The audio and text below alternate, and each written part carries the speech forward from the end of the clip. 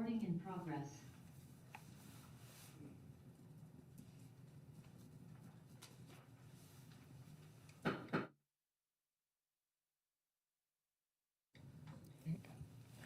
Welcome to Spark, January 14th, 2026, our first meeting of the year. The time is 5:16. Jessica, can you call roll, please? Yes. Member Will? Here. Member Hamilton? Here. Member Dickens? Here. Chair Rosado? Here. Vice Chair Donaldson? Here. We do have a quorum, and I just would like to state that the city attorney is attending virtually, for the record. Excellent, thank you. We have minutes. Do we have minutes from our last? I thought we did, from our last meeting. Going to get a call for a motion for the minutes. I'll make the motion. We have a motion. Do we have a second? Second. We have a second. Can we get a vote for our last minutes? Member Will? Yes. Member Hamilton? Yes. Member Dickens? Yes. Chair Rosado? Yes. Vice Chair Donaldson? Yes. Passes 5-0. Thank you. Now we'll open for public comment. So public comments is for non-agenda items. So those are topics that are not being covered tonight. If anyone wants to speak to that, you're welcome to approach the podium now. Seeing none present, do we have anyone online? We do not. Okay. Then we'll close public comments and we'll go to our agenda tonight. Tonight is the request of the Site Plan and Architectural Review Committee for the approval of a 44-unit senior townhome project called Sunset Housing, located at 1100 West Lodi Avenue.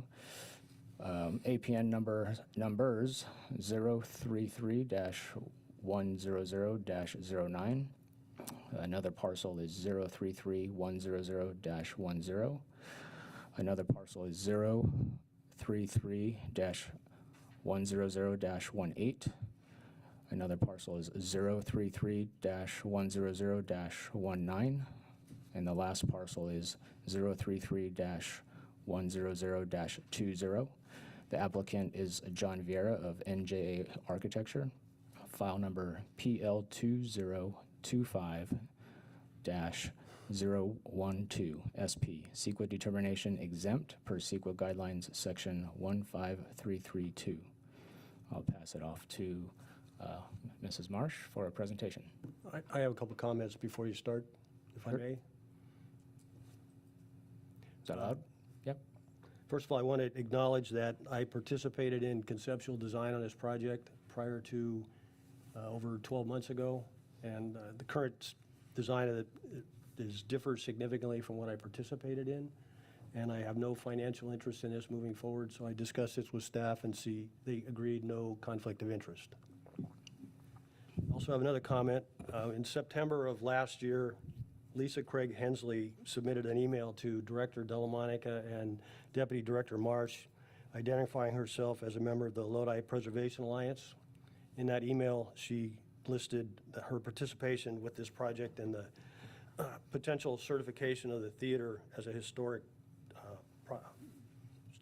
building. I was copied on that email because I'm also a member of the Lodi Preservation Alliance. I intend to form my opinion based on this hearing and the information contained in the staff report, so I see no conflict of interest. Thank you. Since Mike actually made that comment, I will comment as well. I'm also a member of the Lodi Preservation Alliance, which is a new nonprofit dedicated to preserving and restoring old buildings in the city of Lodi. However, I also did not author that email, and I feel like we're going to objectively review the information that's provided to us and make a good decision from there. Thank you as well. Thank you, Member Hamilton. Katie's on the line. Katie, do you have any input on these two statements?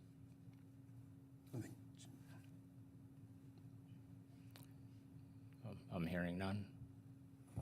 No, I think Katie, are you on? One are you on moment. Zoom with us? She is. Let me just make sure.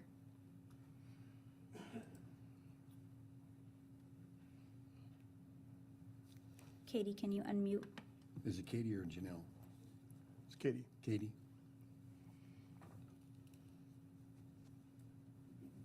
There we go. I apologize. I was unable to get the mute removed.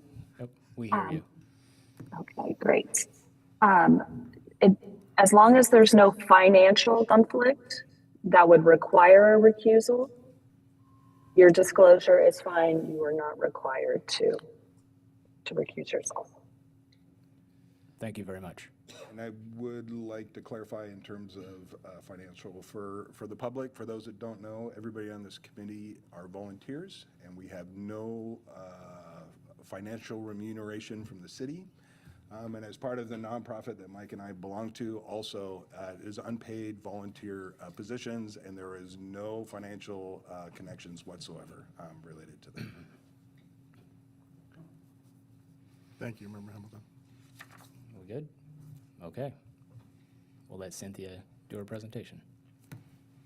Thank you. Good evening, Chair Rosado and Spark Committee members. Cynthia Marsh, Deputy Director of Community Development and City Planner. As you mentioned, this item is PL 2025-012 SP for Spark for a senior housing project at 1100 West Lodi Avenue. There are 5 different parcels involved in the project, as you mentioned.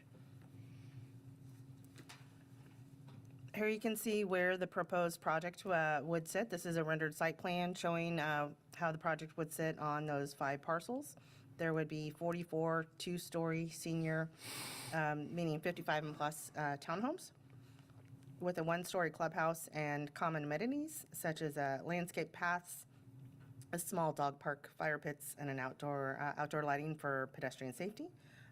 There may be in the future ADA units. At this time, all of the intention of the project is for all these units to be sold as an ownership concept and not rented.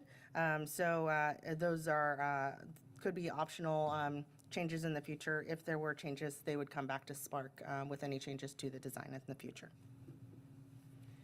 Here you can see the project location in the aerial at the corner of West Lodi Avenue and Fairmont. The surrounding uses are single-family homes directly across the street to the north across Lodi Avenue. There are small commercial complex to the east with some single-family homes further a little bit to the southeast, apartments to the south, and single-family residents to the west sharing the rear fence. Here you can see an aerial view of what the proposed project would be as rendered. And you can see that the entry would be positioned more towards South Fairmont Avenue with no direct access on West Lodi Avenue. You can see in the background here how this project would fit in with Sunset Drive over to the right side or to the west of the project.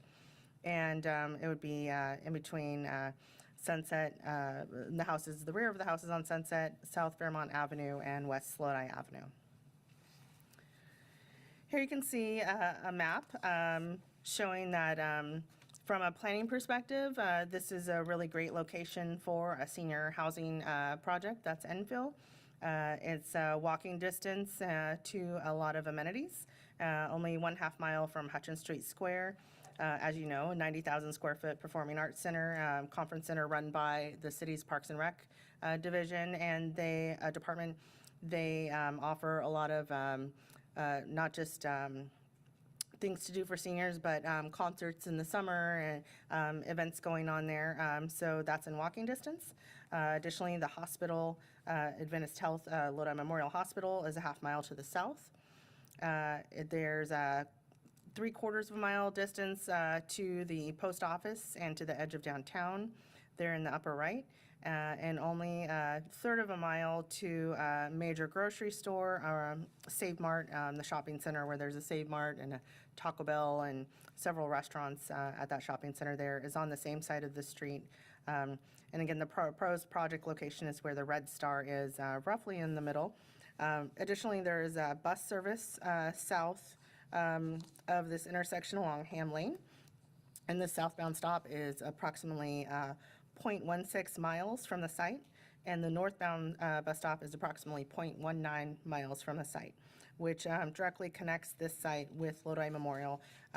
Thus, folks who live on in the proposed project site here, could potentially take the bus to the surrounding area, including the hospital, if they were unable to walk. Here you can see the general plan designation is MCO, or mixed use corridor. The project site, you can see the breakdown of the 5 parcels here. The parcel map is underlined kind of in light gray under each of the pink. Pink represents the mixed use corridor designation. The parcels range in size from 0.33 acres to 1 acre. The total is just under 3 acres cumulatively. There's a single owner who currently owns all of these parcels. And based on the site's zoning designation, this would allow a maximum of 102 units if they wish to build up to that amount by right. Again, vehicular access would be limited to the South Fairmont Avenue. Because West Lodi Avenue features, there's the signals that are directly to the north there that prohibits driveways within 100 feet of a signalized intersection. Therefore, they would be required to enter through Fairmont Avenue. Similar to the general plan designation, as you know, we have a zoning designation and a general plan designation, and they must be consistent with each other. The zoning is also a mixed-use corridor, and zoning is applied to new mixed-use neighborhood centers and new growth areas. It also provides for a variety of residential, office, neighborhood, commercial, and public uses, and is frequently our zoning type along major corridors such as Lodi Avenue, Cherokee, and similar type corridors. Here you can see the view of the project site on the left. This would be the view from the intersection of Lodi and Fairmont on the left side. On the right here, you can see the central portion of the project site from the east facing towards the west.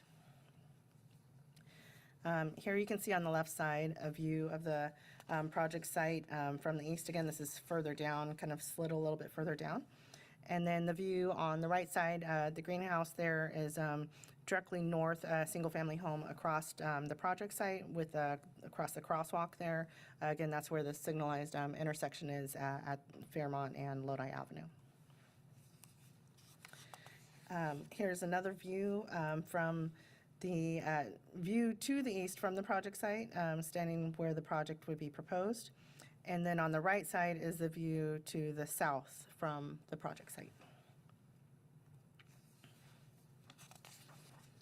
So as you know, the existing site, one of the parcel includes the long vacant Sunset Theater.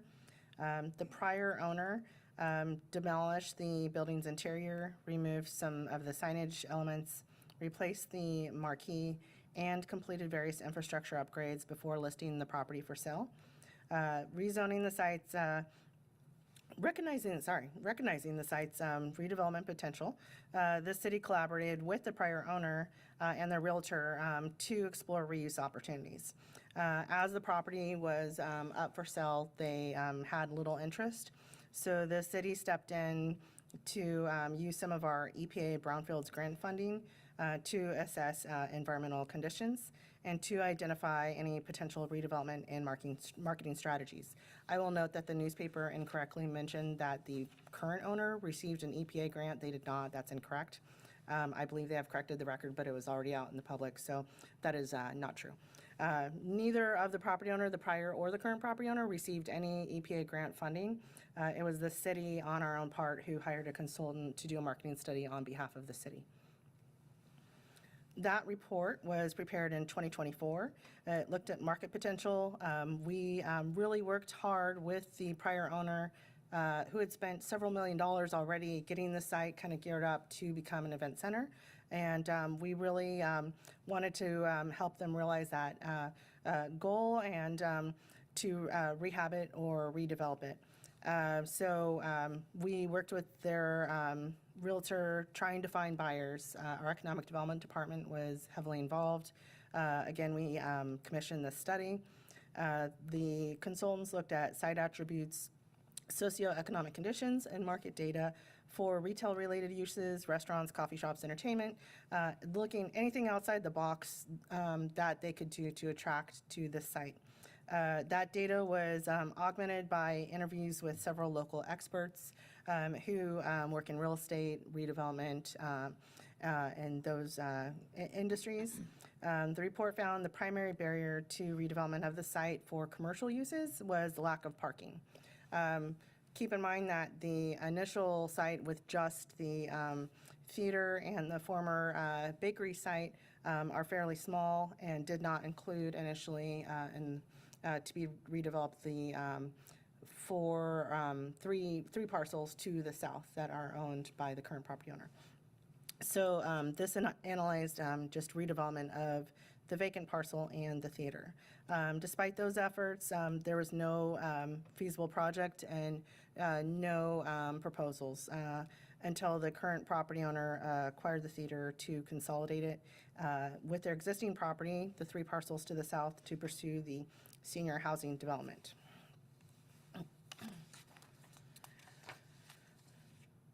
From a RHNA perspective, or which is RHNA, short for Regional Housing Needs Allocation, Lodi, and as acknowledged in our certified housing element, does continue to experience a citywide shortage of housing, particularly housing for seniors. We have a growing senior population. This is a problem, challenge all over California. The proposed project does support those RHNA objectives and does contribute to our RHNA target, which, as a reminder, is almost 4,000 units that the city must zone for over the next decade or so. So these smaller, this is a market rate project, not affordable. These smaller market rate senior housing, it fills that gap by offering smaller sized units. These units are about 1,600 square feet each. So it's referred to as more as a sort of a affordable by design, in that it's not subsidized housing being affordable. They're smaller units, so just by the size of the unit, they sell for much less than, say, for example, a 3,000 square foot house in Reynolds Ranch would sell for. So as far as site constraints, this Sunset Theater was evaluated for, as I mentioned, potential preservation and incorporation into the project. Unfortunately, the building is a solid poured and placed concrete construction. That makes it very expensive or challenging to rehabilitate it as it is, or to adaptively reuse it. To cut in windows and install all the infrastructure required would cost several $1 millions. And so retrofitting it for a different use kicks in all the new building codes. So the prior owner was looking to develop a project that was similar to the occupancy that was already approved for that site. And so if you were to retrofit this for any other use than was approved, the occupancy would change and it would kick in all the new California building code requirements. So structurally, it makes it very challenging to convert it to any other use, almost financially prohibitive, and they would be required to meet all those new codes and would just really make the cost infeasible. The applicant before you today, they did evaluate the sunset signage that fronts Lodi Avenue. They looked at whether they could restore the sign. They looked at if they could remove it and transport it to another location. They looked if anyone was interested in coming and taking it off their hands and taking it for them. Once they peeled it back, and you can kind of see on the right side there, the sign is not very structurally sound. If they tried to move it, it would fall apart. It's not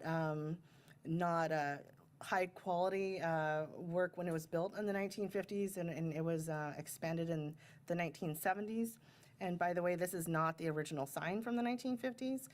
In the 1970s, they changed the lettering from the original lettering, and they made the sign taller. And the city actually cited them, code enforcement cited them for those changes to the sign in the 1970s. and they were required to go through Planning Commission and get a use permit for changes to the sign retroactively. This is not actually the original sign as built in the 1950s. This is also not the original marquee that you see here in the photo. This is a brand-new marquee that has been replaced. The old marquee was removed and a new one was installed in its place. As I mentioned, partial or full preservation of the sign is not feasible. We would love to, find another use for the sign, but it seems really structurally impossible to do so. Further here, you can see on the image on the left was the prior owner did remove all of the channel lettering from the sign. Channel letters are those red letters that are being removed by the crane on the left there. All that remains is the underlying sunset, which has been painted by the prior owner. Here you can also see when they removed the original marquee, which has since been replaced with a new one. On the right, you can see what the interior looks like today. And this was done by the prior owner. They did apply for, building permits to gut the interior not long after they applied for historic tax credits. I think once they figured out what the effort would be to accomplish the historic tax credit project, which requires restoration and preservation, they have very specific requirements for federal historic tax credits. Sometimes property owners back out once they find out how much it's going to cost them to preserve and restore all of the things in detail that are required. And I don't want to assume, but that may have been the case here. And so the prior owner did gut the building. So this is what it looks like on the right side today. So the chairs are gone. Almost everything has been completely stripped down to the concrete walls. Jumping forward, so this is the proposed site plan that would be constructed with those 44 units. They're proposed to be built in 2 phases. The intent, our understanding is that phase 1, the 21 units in the clubhouse, would enable the opportunity for some of the tenants of the property owner to potentially be relocated into some of those units if they chose to move into them. And then the second phase would be the 23 units to the south. Guest parking satisfies the city requirement. Uh-oh. Someone set off alarm. We're going to pause for just a moment and figure out the alarm situation. Yeah, we'll pause the meeting and exit the building here. Thank you.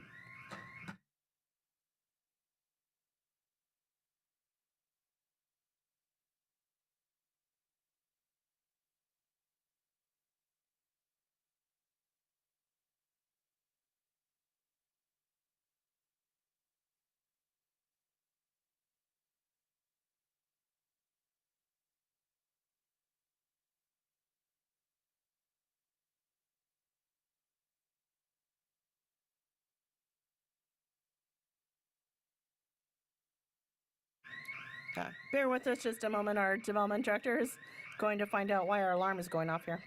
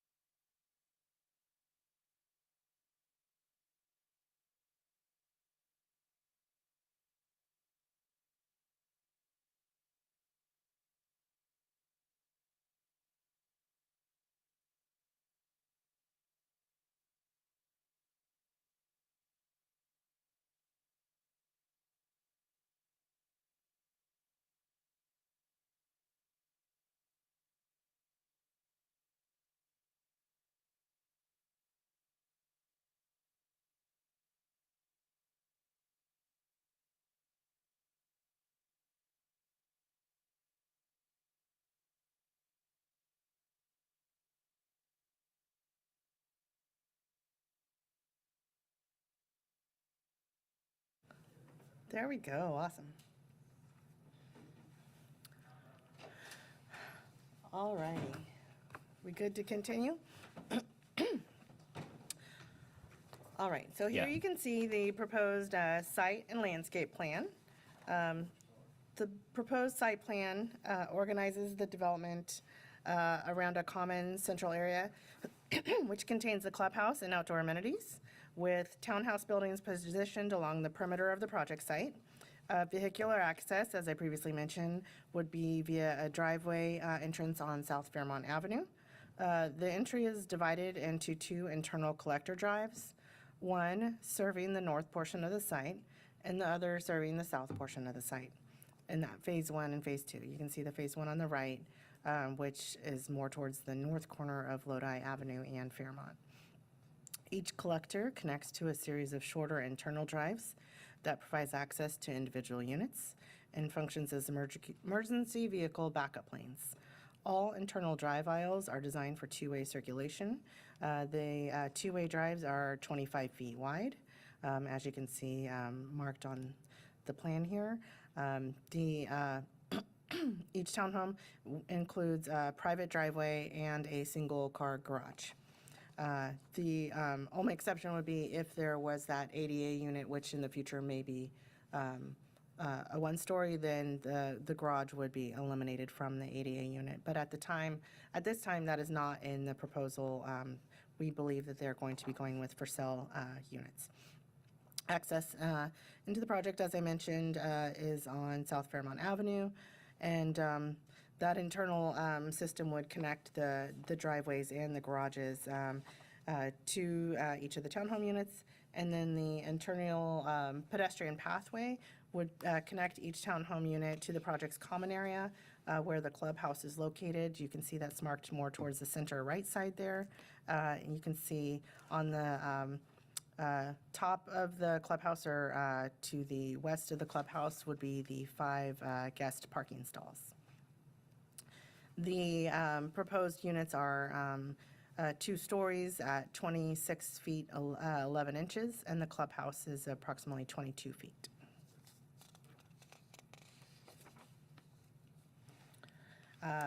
Here are the development standards, the proposed project on the right and the Lodi Municipal Code standards on the left.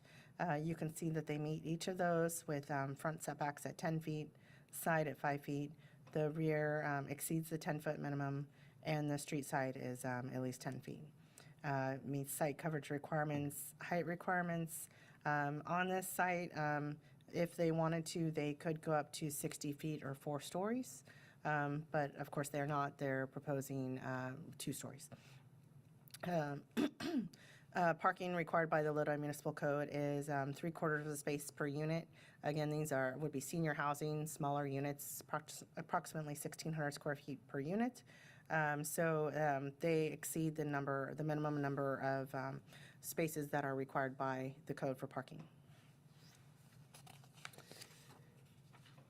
The proposed landscape plan incorporates a mix of trees, shrubs, and ground cover that complement the project's residential character and reinforce the pedestrian-oriented design.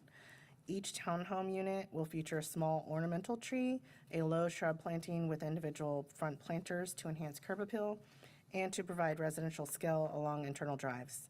Street frontages along West Lodi Avenue and South Fairmont Avenue will include regularly spaced street trees consistent with the city's tree standards, providing shade, visual continuity, and improved pedestrian environment.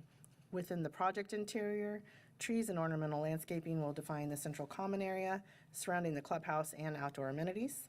Additional landscaping elements will include street trees along the pedestrian pathway extending from West Lodi Avenue. I'll flip back here so you can see a little better, into the project's interior, and screen trees along the interior property lines to provide privacy and soften building edges along the property to the west and south.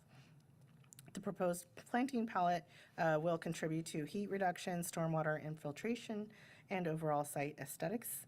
And you can also see where those trees are located in your packet in Figure 6, and they're demarcated by these symbols on the left side here.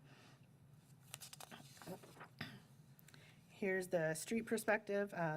The proposed townhomes are, as I mentioned, 2 stories in height, feature highly articulated elevations, designed to provide visual interest and variety on all sides.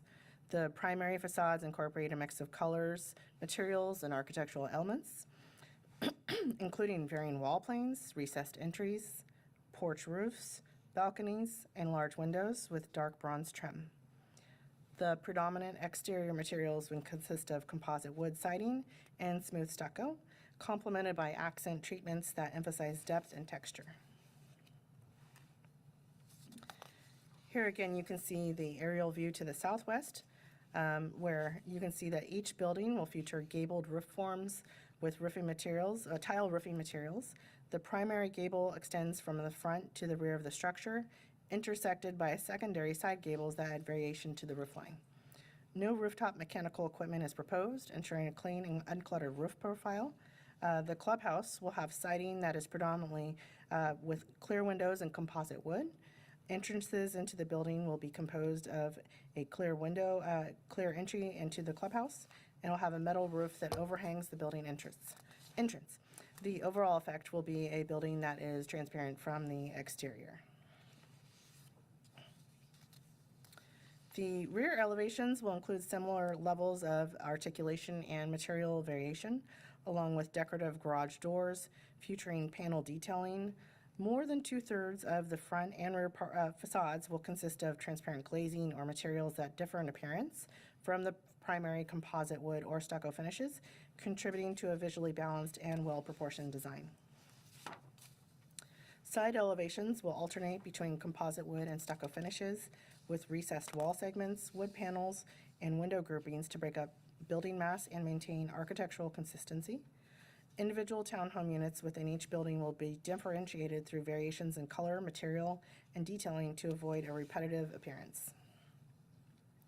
Here you can see the interior perspective or rendering of what the clubhouse is on the left there, and the housing units on the right side, with that common area with the fire pit and gathering area in the center of the project.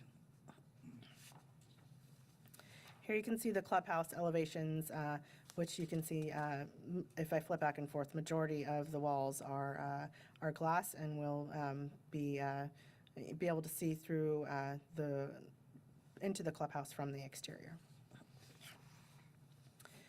Here is the material board, where you can see the mixture of stucco and other materials, composite wood, the metal wall panel system, bronze windows and doors with glass and roof tiles, and these are referenced on your key within your plans, which I also have, by the way, when we're done with this. If you want me to open up the detailed plans in the PDF, I can open those up and zoom into the keys if you'd like me to.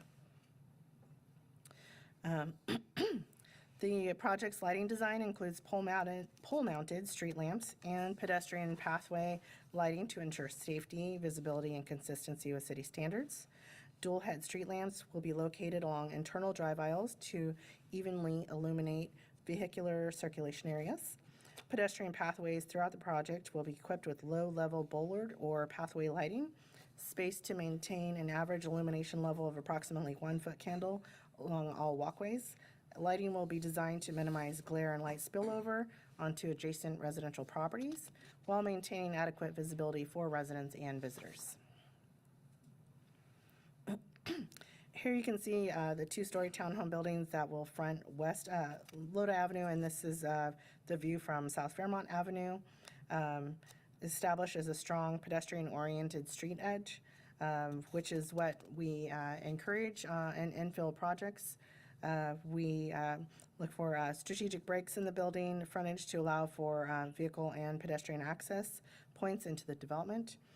Continuous 5-foot wide landscape buffer planted with trees and shrubs will be installed along interior property boundaries to enhance privacy and visual screening. And the townhome buildings will vary in configuration, accommodating between 2 and 6 units per structure to create visual diversity and architectural rhythm throughout the site.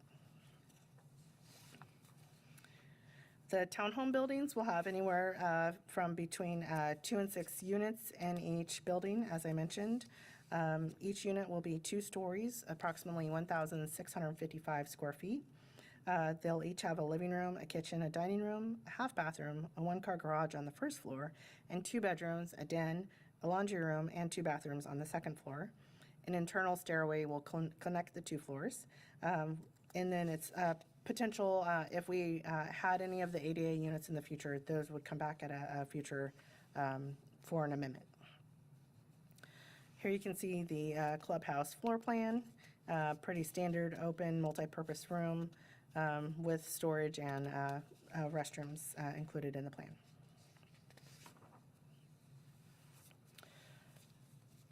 Okay, so here are the required findings, which are also listed out in the staff report under Lodi Municipal Code 1740.020E. Spark must find that the project complies with the zoning and design standards, does not interfere with surrounding uses or creates any safety hazards, maintains orderly and harmonious development, provides a high-quality environment through durable, appropriate design, and has been reviewed in compliance with CEQA and the City of Lodi's environmental guidelines. The project does comply with all applicable MCO zoning standards, including height, setbacks, site coverage, and parking. The design is consistent with the city's design standards, establishing a lawful and predictable development pattern under CEQA. Does not appear to be any adverse land use or circulation impacts. The project is not anticipated to interfere with the use or enjoyment of adjacent properties. The single driveway is appropriately located without impeding neighboring driveways. Public Works has reviewed the project and has made comments and revisions, and those have all been addressed. They do not feel there will be any traffic or pedestrian hazards created. The building massing, scale, and architectural treatments are appropriate for multifamily residential development. This is on the smaller end, of course, of a multifamily development, in that they're merely 2-story townhouses. The design avoids incompatible uses that would cause any red flags under CEQA. For example, we're not installing an industrial site next to housing or something like that. This would be senior housing, which is pretty low-key, adjacent to other single-family homes. The materials are durable and the long-term site stable. The use of composite wood siding and stucco are durable materials with long life expectancy. Issues related to public health, safety, and welfare do not appear to be of concern. There's no evidence in the record demonstrating that those impacts would be any negative. And the project would be, of course, subject to the current building code, fire, and public works review prior to construction. So the proposed project is subject to CEQA, which is the California Environmental Quality Act. As the lead agency, the city has reviewed the project in accordance with CEQA guidelines and has determined the project qualifies for Class 32 infill exemption, and that a notice of exemption would be filed. I'll go into this in a little bit more depth, but essentially the project is in itself would normally be exempt from CEQA. It's an infill project. It is allowed by right. We are merely reviewing the project for architectural elements and site plan review. The project includes the demolition of the Sunset Theater, as you know, and the city's demolition permits are ministerial, meaning that we do not have discretion in when they're issued. The city's process for issuing those is generally over the counter. However, when this project came across the counter, we were unaware that there had been a submittal to the federal government for tax credits, and I'll explain a little bit how that process works. It makes kind of a default listing that refers it to the California Register. There's not a process that they go through. It's just kind of a check the box sort of thing. So this determination, and I'll go into this in a little depth, is based on the Class 32 infill exemption was based on substantial evidence in the record. When we received this project, we did delay it for several months to allow us to hire consultants to evaluate the project, and so we could do it a little bit more in depth once we learned that there may be some historic issues with the site. That included a Phase 1 cultural resources inventory prepared by M&S engineers, and then a historic assessment prepared by Ecor Consulting, Inc. So the Sunset Theater was previously identified as eligible for the California Register of Historic Places. It was listed on the California Register as sort of a weird route. It was not nominated to the California Register. Again, it was just by default of being listed through the federal application to the feds for tax credits. They submitted the Part 1, the prior owner submitted the Part 1 application. There's a 3-part application process. They did not submit Parts 2 and 3. That Part 1 application was referred to the state. There are multiple boxes that they check, and the box that they checked at the state level was, yeah, this could be considered historic, but we need to evaluate it further. As I mentioned before, the prior owner, within weeks or months of submitting that federal Part 1 application, submitted building permits to gut the interior of the theater, remove all the seating, and bring it down to the dirt and concrete. And they also removed elements from the sign and the former marquee and replaced it with a brand new one. So under CEQA guidelines 1504.5 subsection A1, resources that are listed or are eligible for listing are presumed to be historic for purposes of CEQA. However, that presumption is expressly rebuttable. So pursuant to the section following, subsection A2, the lead agency, being the city, may determine that a resource is not a historic resource for purposes of CEQA when the preponderance of the evidence demonstrates that the project no longer retains historical or cultural significance, including the required integrity to convey that significance. When a structure has lost integrity, it may no longer qualify as a historic resource under CEQA, even if it was listed or identified previously. So first, M&S, the Cultural Resources Survey, referred to as the Phase 1, was prepared. It's included and attached to your staff report. If you would like me to open it, I have it available as an attachment. Their purpose was to document existing site conditions and establish an objective evidentiary record of the current physical state. It documented that there was extensive interior and exterior alterations, many of which occurred prior to and contemporaneously with the 2021 federal tax credit Part 1 application. Interior defining characters that were listed in that Part 1 application were either entirely removed, including the concession stand, auditorium features, lighting, seating, finishes, and circulation elements were all removed when it was gutted by the prior owner. Exterior alterations included removal of some of the signage elements, including the channel lettering, the infill of the recessed lobby, and boarding or removing of glazing, meaning windows and doors, and stripping of architectural materials. The building is currently gutted, vacant, and no longer conveys its historic design, materials, workmanship, or filling. So the Phase 1 provided documentation, and they examined the permit history, including that 1970s code enforcement violation when the sign was changed in the 70s.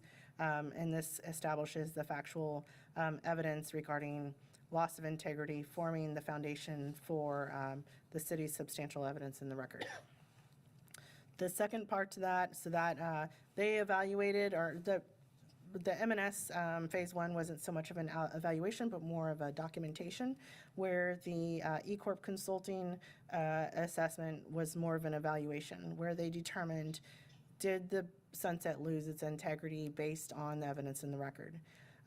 They determined that yes, because the Sunset had previously been identified as eligible, or it was listed kind of in this kind of weird default and in addition to the loss of integrity, as mentioned in the M&S survey, which they reiterated, that at the time, the building experienced such substantial loss of integrity that it no longer conveys historic significance, and therefore it no longer qualifies as a historic resource for purposes of CEQA.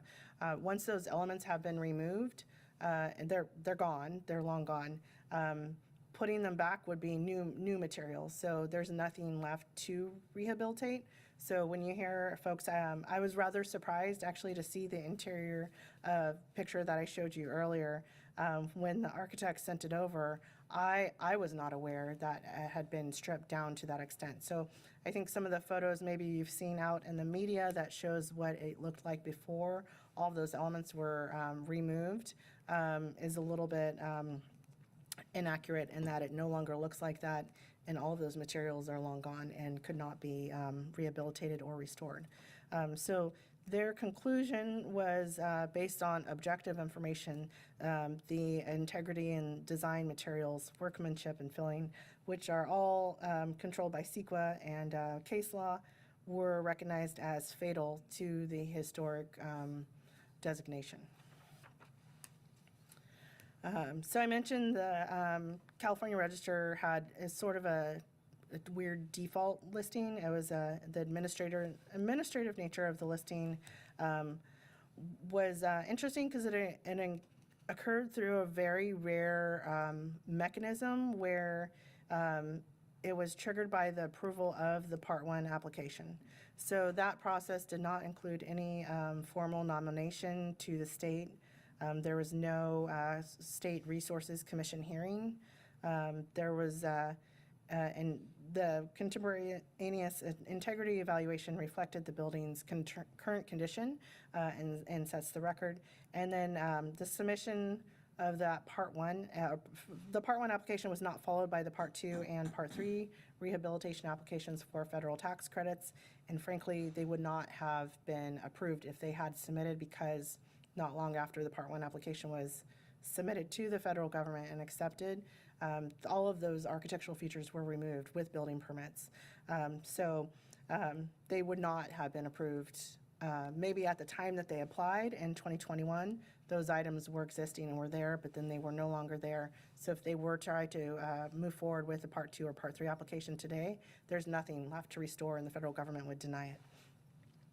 So as such, the city is not bound by the earlier administrative eligibility determination, and we have consulted, before going through this process, our city attorney's office and outside counsel to proceed with this evaluation and to determine our best course of action here. Therefore, based on the evidence in the record, including the Phase 1 cultural resources inventory and the historic assessment, the city has made the determination the Sunset does not qualify as a historic resources for purposes of CEQA. So that's due to the loss of integrity. And the proposed project does not involve substantial adverse to change to a historic resource because we do not believe because the loss of integrity due to all those removed elements, it's no longer historic. That would mean the project satisfies all criteria for the infill exemption under 15332, and no further environmental review would be required, and notice of exemption or NOE would be filed. So that concludes my presentation. We are, of course, available for comments and questions, and I can open any of the documents if you'd like to zoom into anything. Thank you. Great. Thank you, Cynthia. Appreciate the presentation. Like to make an announcement kind of to the audience here. We hear some feedback on a phone. Maybe someone is on speakerphone. If that could be muted, or perhaps if you need to take a call, you're welcome to step outside, but it's becoming distracting. So appreciate if people could just put it on airplane mode or mute their phones in general. So we will bring comments to the dais, questions from our committee here to staff. So I'll start on my right. Member Dickens, if you have any questions to Cynthia, you're welcome to ask. I do not have any questions. Okay. Member Hamilton. you may be surprised that I have questions. Most of this is just for clarification, because I know there's a lot of misinformation out in the community. The first question is, does the city have any ownership or financial interest in this building now or in the past? We do not. Thank you.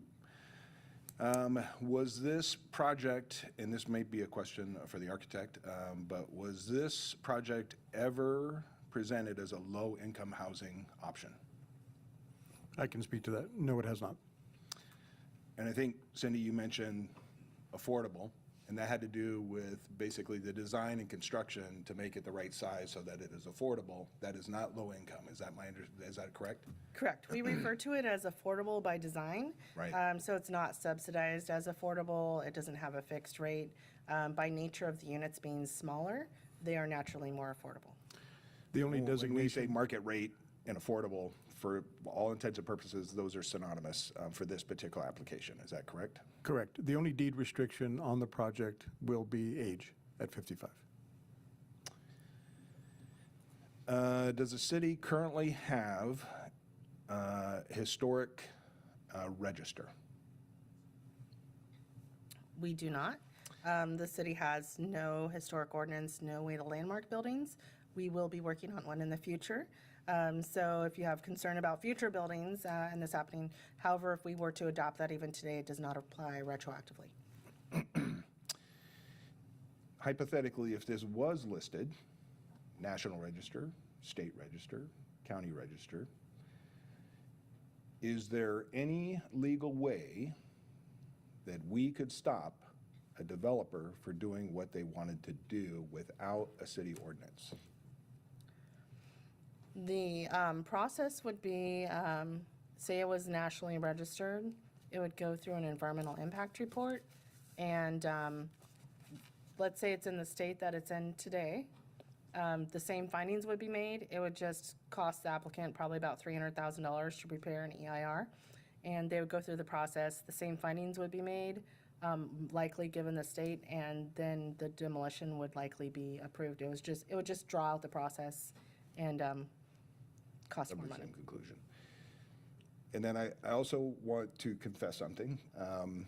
The reason why it is on the state register in such an odd fashion was when I heard that the demo permit was going to be submitted, I did the research and I could not find the listing anywhere. Not at the national level, not at the state level. So I called SHPO, and for people that don't know SHPO, it's State Historic Preservation Officer. And I said, I'm sure that this was applied for tax credits. And they say, we have no evidence of this.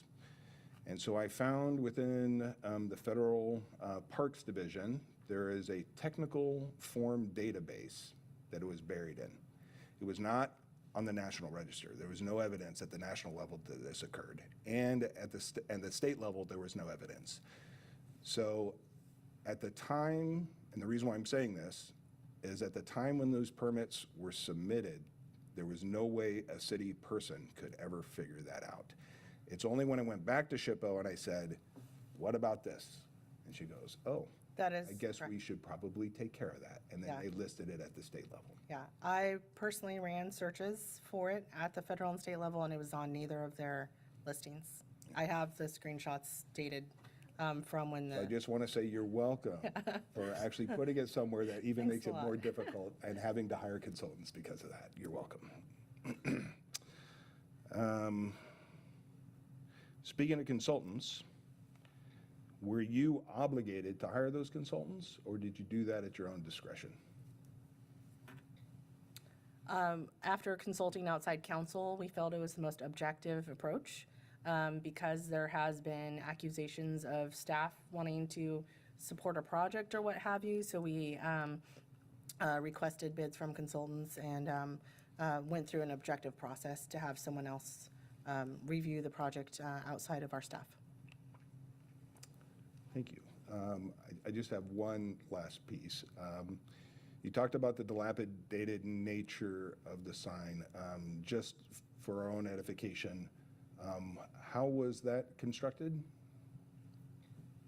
I will need to defer to the project architect, John Vera. I think you might have a little bit more background on it, but you can see a little bit of it in one of the images that I had, that it has, it's not high quality craftsmanship. And you can see kind of in the bottom edge there, I don't know how well you can see it, but John might be able to provide some more details on it. Thank you. That's all I have.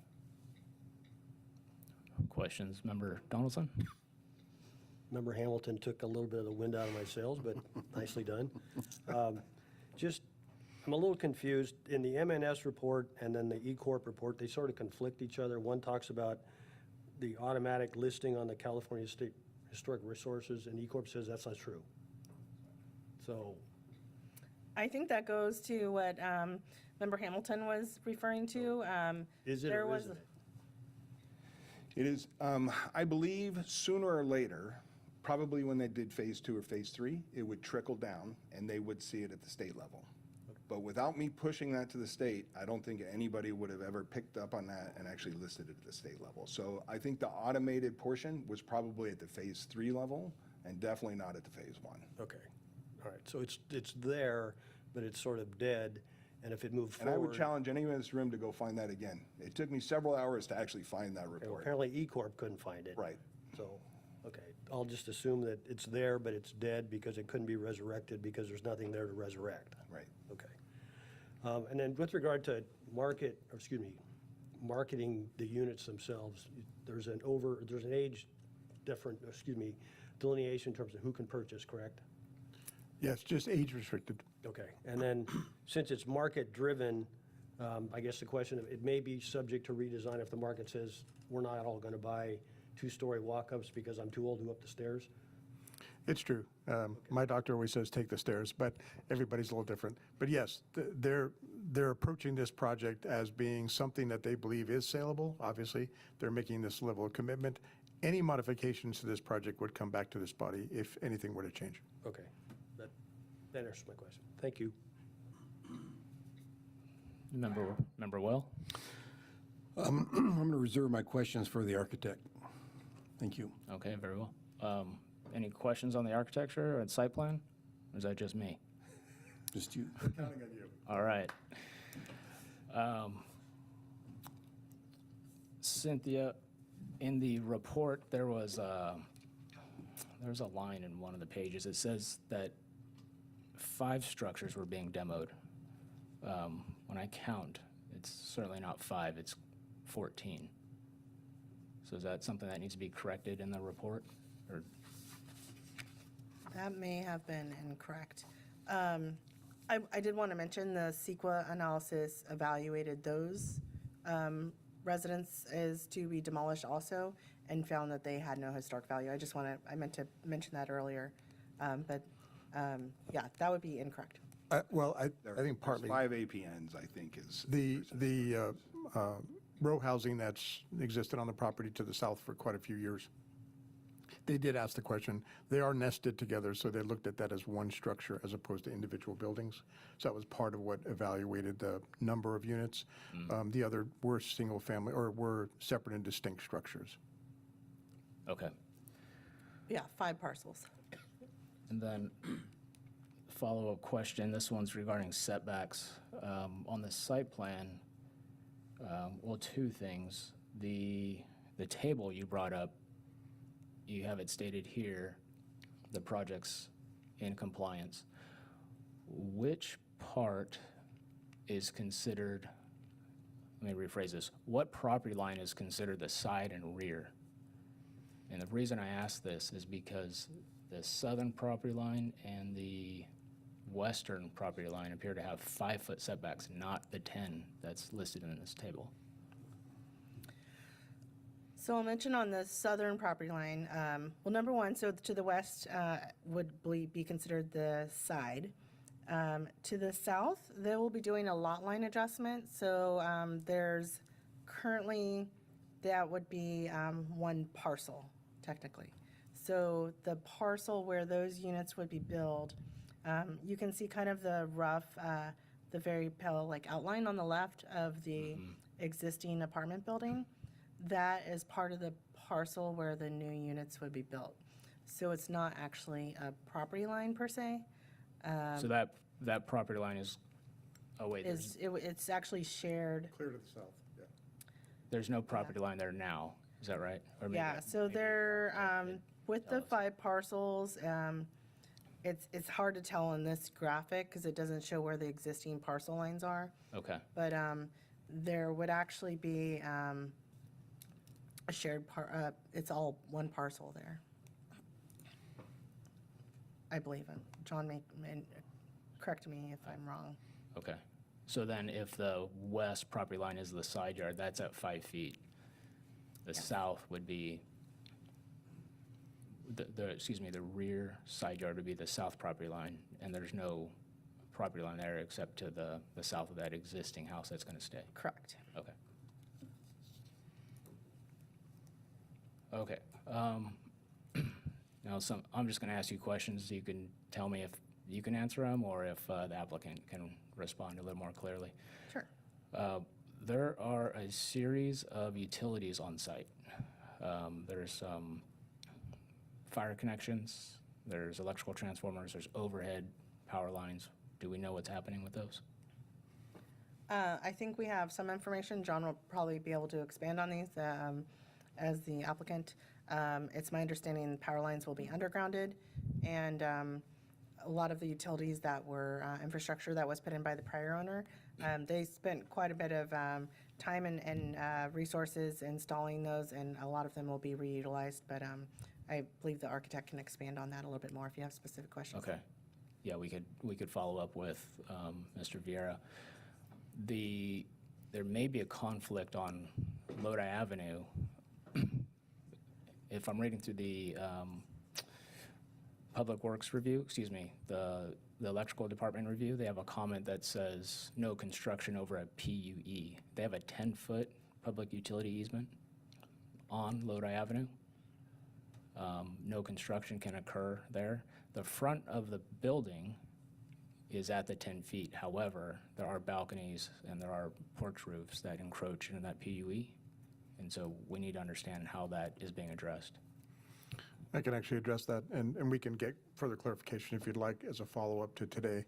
EUD looks at those projections, and as long as they're not more than 5 feet off the building, they consider them an architectural projection and allowed within that use. The existing utility lines in that PUE that were overhead will now be, I think may have already been undergrounded. So it's that normal 10-foot PUEs for overhead wire access, but that is going to disappear. The PUE will remain because then the city can use it for something else. But at grade, it's allowed to be at 10 feet and the projections allowed into it. We deal with that pretty much throughout the city.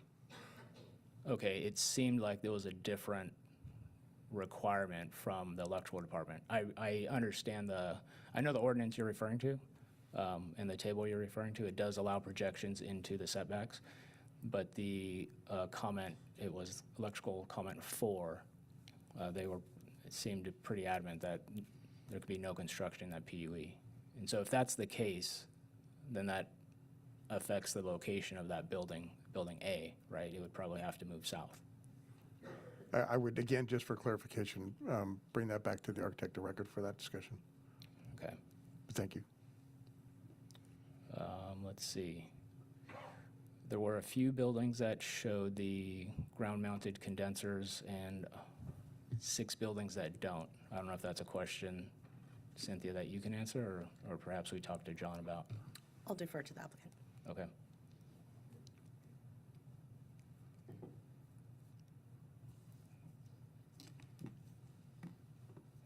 Has Waste Management looked at this plan? Do we know? Yes, it has. And they haven't provided any comment? Or are there any comments that need to be incorporated? I think the follow-up as far as conversational should go through the project architect. Okay. Then I think I will save the rest of my comments for, oh, just kidding, I have one more. Street trees. I looked into the street trees. Hold on a second. this design is calling out a Chinese pistache, and that is not allowed within the 5-foot public sidewalk. Well, I should say if it's within 5 feet of the sidewalk. So I'm not sure where the applicant plans to plant those, but it's not on the City of Lodi approved list. So something that maybe planning needs to look at. I would agree. Also, just so you understand, as the project were to move forward, Public Works contracts with an independent landscape architectural firm who will make certain that all of the standards are complied with. And so if there is an adjustment for location of the trees, it wouldn't necessarily be species, but that would be picked up as a comment in a plan review side if that is in fact in any kind of contest to the standards. Okay, thank you. Did I spur any questions from the dais here? We're good? Okay. We'll open this up to the public hearing. I'd like to call on the applicant to approach the podium. And if you have you can state your name, and if you have a presentation for us, we'd love to hear it. Otherwise, we got some questions for you. Yeah, good evening, everyone. Can you hear me? Is it on? Yeah. Okay, perfect. So my address, I'll just state my We don't need your company address. your Oh, names. no address? Yeah. Okay. All right, well, I'll give you guys a little bit of history of the site, the owner, our involvement. So I'll first start kind of with our involvement. We actually were involved with Sunset Theater redevelopment with Terry Clark. We were a huge advocate of preserving the theater and making it a gem for the city. We did go through a process of registering the Sunset Theater with federal and state. As Scott mentioned, doing his homework, we went through the application of starting the process. We got deemed through the federal level eligible, not approved, but eligible. There's a distinction between the two. So we took that eligibility and brought it back to the state level. The state denied it. It was not deemed historic. On the state level, it stopped the process of us moving forward, deeming it historic and getting the tax credits. Moving on, the original owner of the theater looking to develop it just kind of saw it as a money pit, not seeing a return. He kind of always knew that was going to be an item, but wanted to give back to the community. But the endeavor was, and the burden just was more than he could handle. So he sold the property. We would have loved to see it, a community center as we designed it to be. But, you know, that is in the past. The new developer, he actually owns the existing apartments to the south of the vacant lot. And he has managed those properties for quite some time. He could have definitely came to us and said, I just want to do a market rate, or even, as Scott mentioned, affordable housing on the project, 4 stories tall, maximum density, but he didn't. He came to us and he really wanted something that would fit in the community, both scale-wise, but also a need. He really saw a need for the city and this community to have more senior housing. He really firmly believed in that passion. And so instead of making as much money as possible he could on the site, he wants to, you know, provide this development and give back to that demographic or that age population. We looked at, you know, different size massing, but came to the conclusion that a 2-story felt the best in scale in relation to the surrounding community. So we looked at just a 2-story, nothing more than that. If you can go to the rendering, Cindy, maybe on Fairmont. Maybe one more, a few more down. Yeah, this one. Programming-wise or placement of the buildings, we're always a fan of placing the architecture and engaging the right-of-way where possible. So as you can see in the site planning and just at the overall master plan, we did just that. We engaged the right-of-way as much as possible. Everyone's front door to the residential units is engaging that public way, and really placing the parking and the drive aisles internally. This way, it really creates and enlivens the community by just showing people's front doors or patios, windows, and the materials of the home, instead of just staring at a row of garages or a drive aisles with parking lots and stuff like that. So we really wanted to have this feel more like a townhouse appearance, you know, something you would see in those old like Victorian homes in San Francisco. Character-wise, we looked at a few different styles of character. We presented actually a pretty modern scheme originally to him, to the client, but he really wanted it to fit into, again, to the community, and we, you know, came to this one where it's still a little bit more contemporary, but still has reminiscence of, you know, those kind of craftsman style homes that you see in downtown. So we really wanted to respect some of the context of the surroundings. If you can go to the site plan.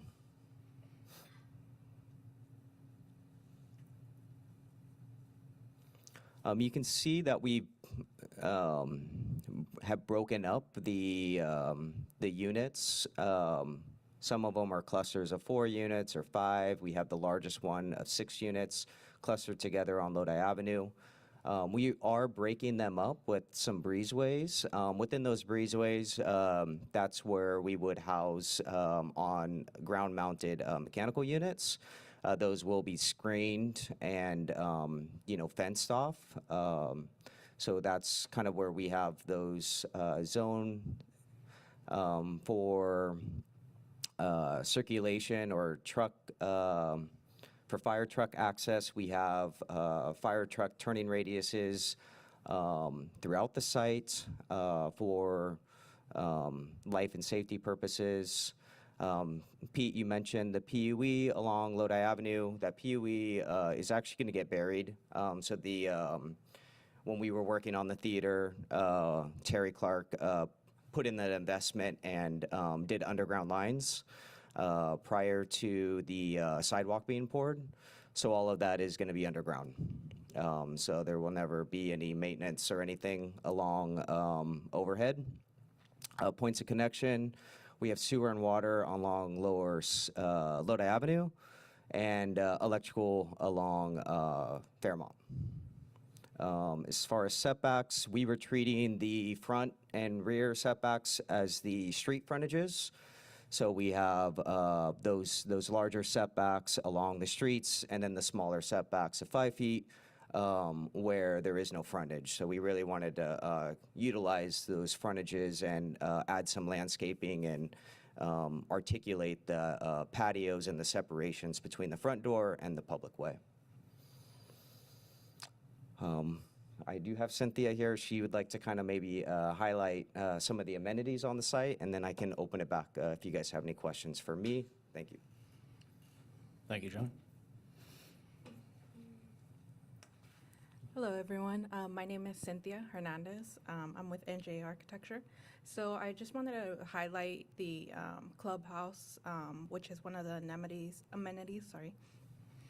It includes a multi-purpose room, which could be used for events or classes.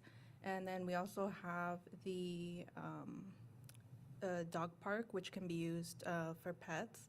And then there's also like gathering areas, excuse me, gathering areas such as the fire pits. And then there's also space outside of the clubhouse for outside events. Yeah, thank you.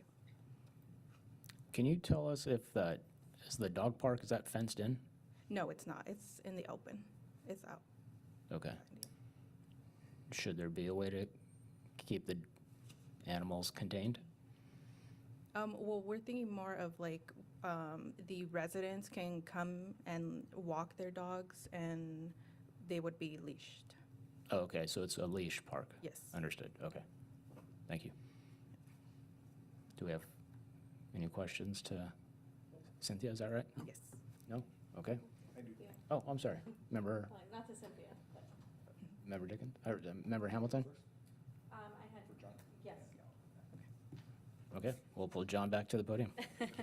So I know we were talking about how there's no maintenance that we're going to see overhead, right? But where are these transformers going for that? I know you mentioned that the utilities are already undergrounded. Is it going to affect any of these French porch areas, or what are we seeing there? If you could answer that. Yeah, sorry, you might need to speak up just a little bit. I have a little bit of trouble hearing through the microphone. Sorry about that. So Yeah, something my about- question was where these transformers are located for these underground services. Are they going to be taking, part of the front porch area? Are we going to see those on the main street? Where do you guys have those located? Yeah, so the utilities are currently stubbed. One of them's actually on a pad that was for future development of Sunset on the Avenue. But yeah, we will be rerouting those into an area internally for points of connection. Yeah, and the transformer will be located in one of those breezeways, as we've shown. So all overhead wires are going to be? Sorry if you could speak up a little bit. Yeah, all overhead wires are going to be underground, is that right? Overhead power is going in underground? All of the power, yeah, along Lodi Avenue only. Well, you're probably going to have to do it, because you have two other rows of overhead lines coming off Fairmont Street. Cynthia, can you pull up a Google Street View by chance? It's just north of the entry. There's overhead lines. Or do you have access to actual Google Street View? Yeah, give me just a moment. Okay. And then there's another set of overhead lines between the existing house that's going to stay and then the new townhomes. Sorry, speak up. Sorry about that, Pete. There's, maybe the mic's not picking me up.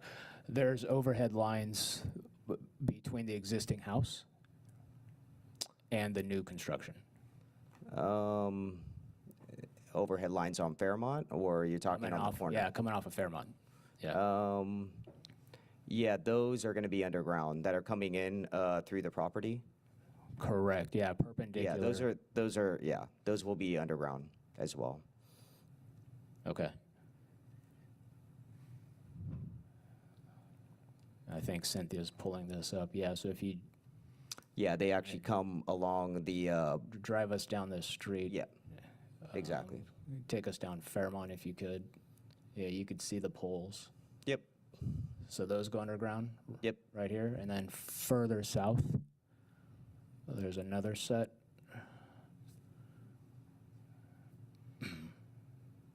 It's right there. that I believe is serving the property that he owns, but, That's the house that's gonna stay. or it may not, yeah. I'm only aware of the ones that are between Sunset Theater, but those will be underground. Okay.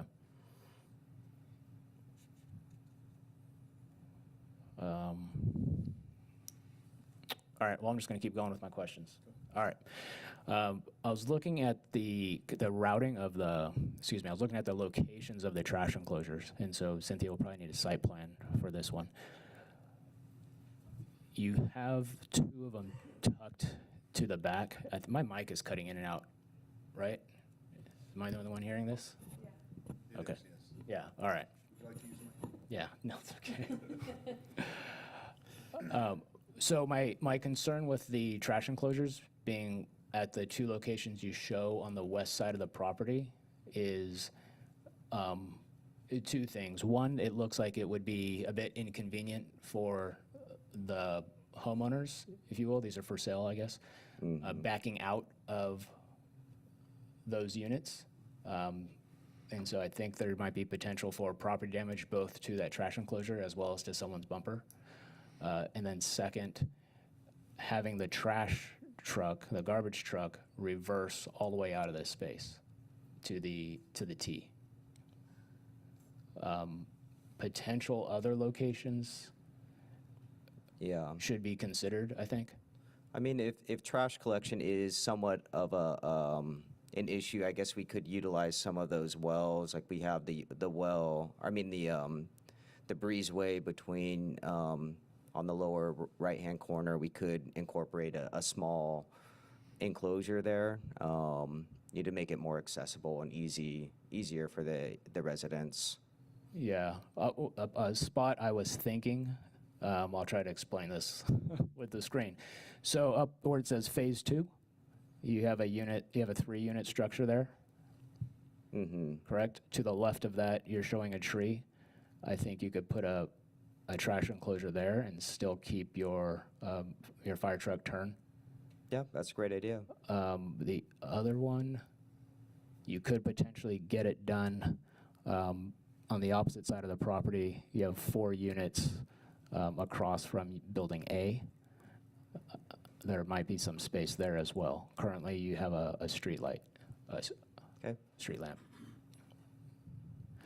So something to consider. I'll move on to next item. If these are for sale, then ADA is not an issue, correct?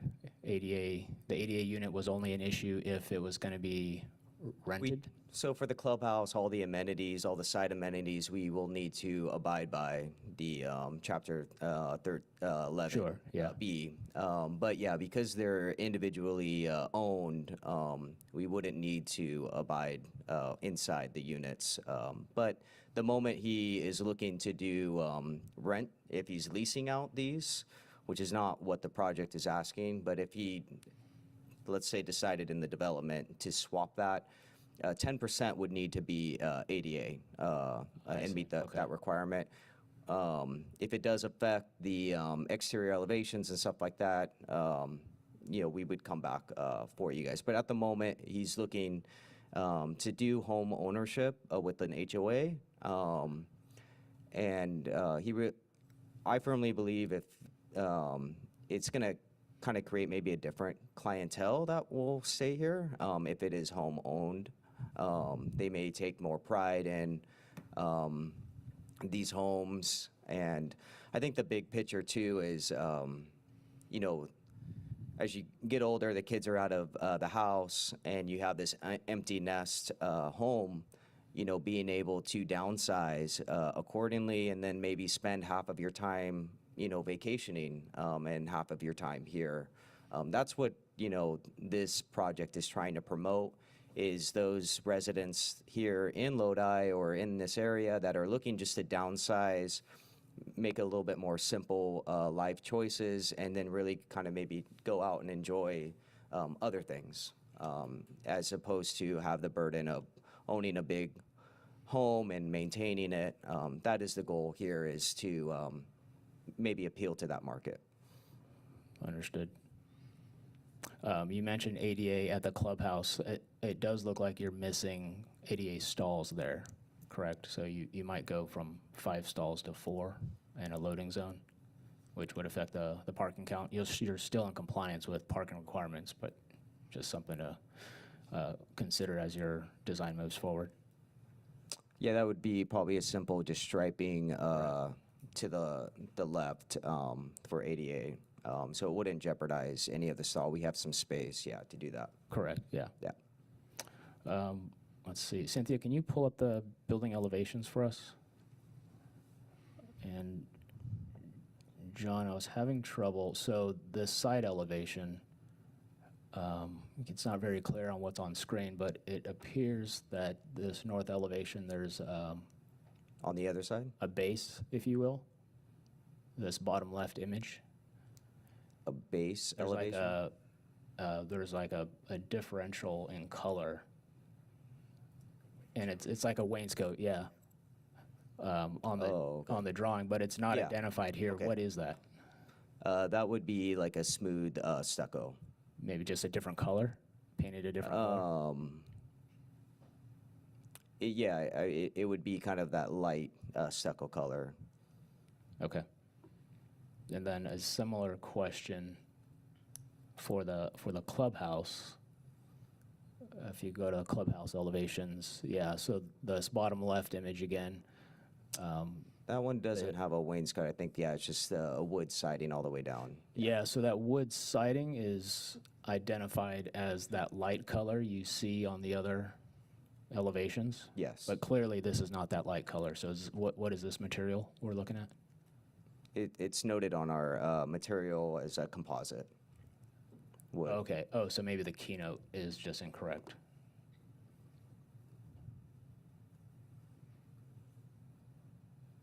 This is your metal wall system? The dark panel is a metal panel. Are you referring to the dark metal or the light wood? I'm referring to that dark, I'm Oh, guessing the dark is metal, okay. that Yeah, dark that's going rectangle? to be a dark metal bronze panel, yep. Got it, thank you. Those are all my questions for now. I'll take it to Member Dickens if you have questions. No questions. I think you asked one of the questions about the ADA unit, so I'm good. Okay, Member Hamilton? Thank you.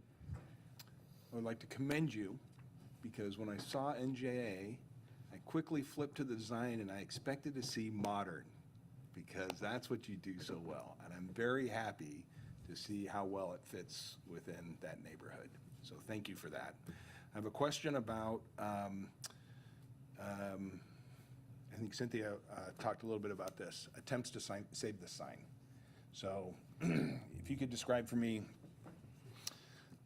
how it was constructed. I know it's, you can see the dilapidation, you can see the rust, you can see the panels come off, but maybe you can kind of describe a little bit more detail what the owner originally wanted to do and maybe where he got to after you guys looked at what was possible. Sorry, just to clarify, the owner of the existing sign, maybe what the intent is. Yeah, so again, I was part of the process of when this sign was getting refurbished. So they took down the letters. I think the letters are still in Sacramento with the sign preservationist that was looking to install the letters back. We currently do not have in the plans to repurpose them for the project specifically, but if somebody from the public wanted to reach out to us, we would be more than happy to track down some of those letters and give them back to the community. You know, because I do feel sad, you know, to see the building go. You know, you know, we passionately worked hard, you know, to see this as a performing arts center and bring it back to life, but it just, it wasn't in its cards, you know, to see it through. But yeah, we would love to continue and that legacy, if somebody from the public really requested, we would consider tracking those letters down and giving them to the community. Thank you, that's all. Yeah. Member Donaldson? Oh, sorry. I think I'll withhold my comments on the theater topic until we get a little further into it. But overall, I think it's a really well-done project. I commend you and your client for the scale of the project relative to its location. As you said, it could have been much more dense. It could have been 4 stories like we're seeing elsewhere. And I think it's very neighborhood-friendly. I think the land plan is well done to internalize the vehicular circulation in the garages, I think, and create pedestrian connectivity to the street frontage at Fairmont and Lodi Avenue. I think it's very well done. Thanks. Yeah, thank you. Member Will? Yes, I have some questions. On Lodi Avenue, that one section that's six condos, the front door is on Lodi Avenue? Yes, there is actually a front door and also a back door. So they can use either or. If you actually go to the floor plan, we have arranged where you can access, you know, both from the back, you know, where the garage elevation is, there's an entry door, and then from the front Right. elevation, there's an entry. So again, we really wanted to promote a nice engagement to the public way. But the residents, you know, on a day-to-day basis, they're probably not going to use, unless they're walking to downtown, or, walking to go grab a bite to eat, they're likely going to use the, through the garage or the back door. So like on phase one, there is, on the west side of the project,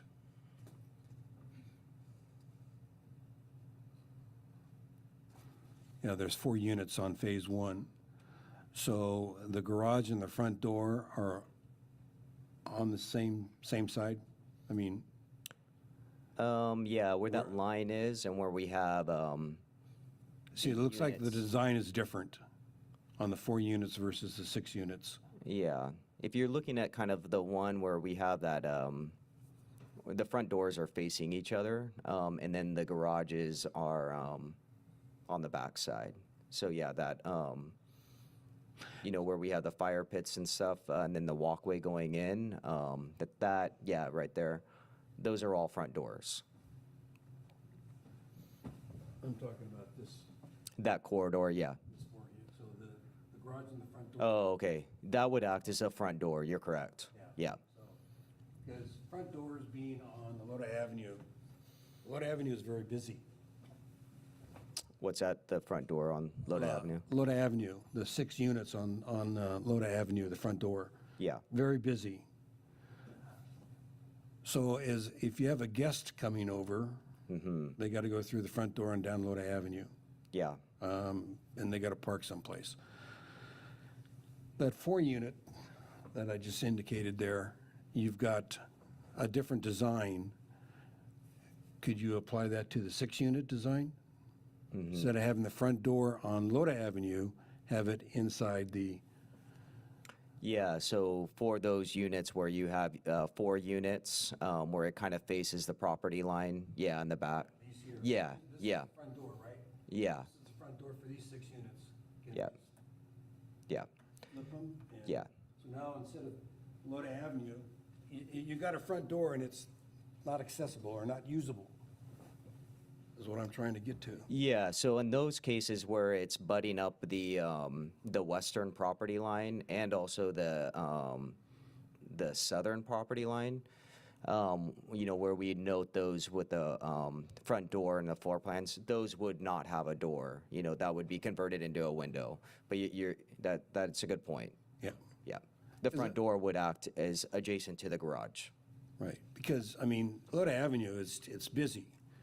And I don't know if I would have a condo with my front door with Lodi Avenue and traffic and, Yeah. if I wanted to sit outside in by my little Yeah. patio, I mean, it's like, Yeah. being I on mean, the I interstate. kind of like that. I know it is a busier street. Yeah, the people may not want to sit out in the patio, but I do like the aspect of walking out of your front door and walking along Lodi Avenue and going to downtown. I kind of like that aspect.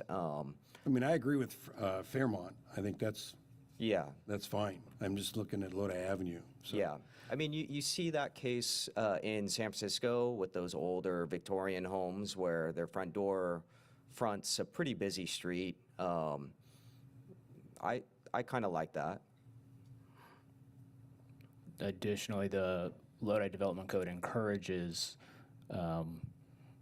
Pedestrian. pedestrian access to the right-of-way. And so actually how it is designed is how the Development Code intends it to be. Okay. Yeah. But I agree with your concerns, though, in that maybe some residents will choose to come in from the other side, yeah. Thank you. Any further questions for the applicant? Maybe one more. Yep. 2-story for seniors. Elevators? Not in the plan? No elevators, no. What about chair lifts? I mean, the I plan? feel like I just turned 40 a couple months ago. The age eligibility of owning one of these homes is 55. I'm not too far off, from that eligibility. I mean, I feel like a lot of people, mobility-wise, would be able to do just fine, probably for 55 to 75. But then, yeah, maybe having to sell after that, But I think it's catering towards those empty nesters want to downsize kind of in that 55 to 75 range. For the record, your community development director is 71, and I own a two-story house.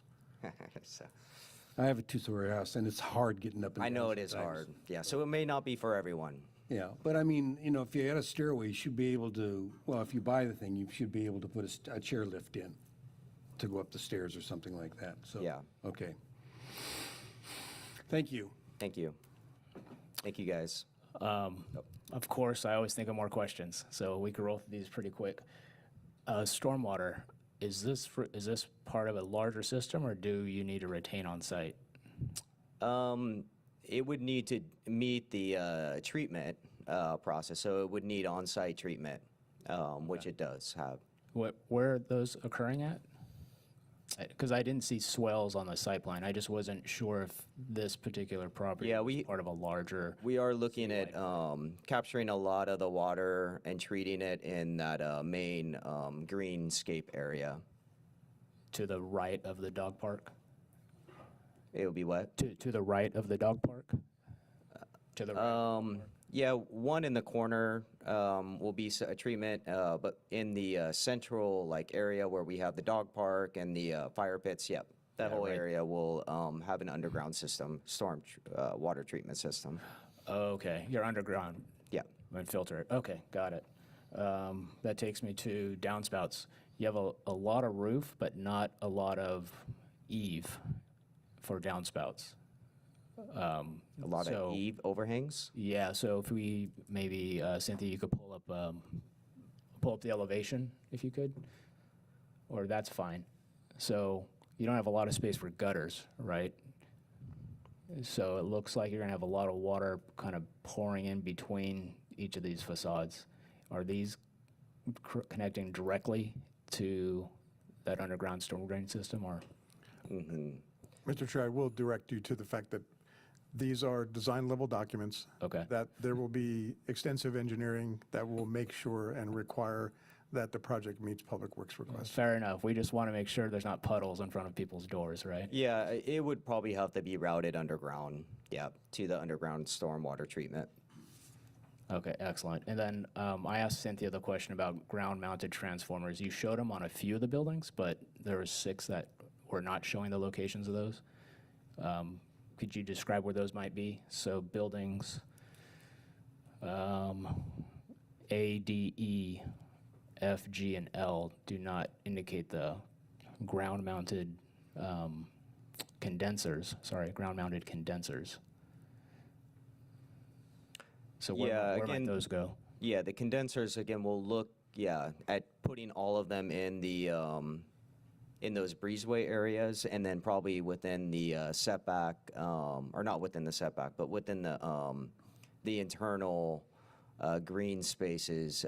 We would never mount anything visible from the public way. Yeah, okay. Yeah. Thank you. My last question, there's 2 light fixtures you're showing. Cynthia will probably need to bring that up, but they're quite different in design. Are these the intended fixtures you're proposing? One's very contemporary, the one's much more traditional. I feel like you might want to change the street lamp. Yeah, you don't like the street lamp? Not a fan. I don't think it matches the design of your Yeah. your very I could nice. present I love it when another architects option. just go back and forth like this. It's fantastic. I definitely like the pathway lighting. I think that one is kind of nice, simple. But yeah, the street lamp, I mean, I think the design intent on that is we don't want it to look like a parking lot light. So I think that's the main intent of the example. But yeah, is that this specific one? Probably not. But what we wanted to convey is, one, we want this to be well lit. It is senior housing, pathways, making sure it's safe. So yeah, we really want to highlight site lighting. And we didn't want to propose your standard parking lot light. We want this to feel like a community. Excellent. Thank you, John. I agree with my committee members. It's a very nicely designed facility. Thank you, guys. I think it's something that the city of Lodi can use. I'll keep rambling here for a little bit. But I don't have any more questions for you. If you want to sit down, that's fine. Yeah, I just have a clarification. So all the utilities will be underground except for Lodi Avenue? Lodi Avenue will be underground. No, that, Lodi will be that overhead line is already planned. It's already has the conduit and stuff ready to get pulled, to go underground, Okay, so Yep. everything will be underground. which is going to be very nice. Okay, great. Thank you. Thank you, John. Yep. We will open it up to other members of the public. If you want to speak, you're welcome to approach the podium. We ask you to state your name, and you'll have a time limit of 5 minutes.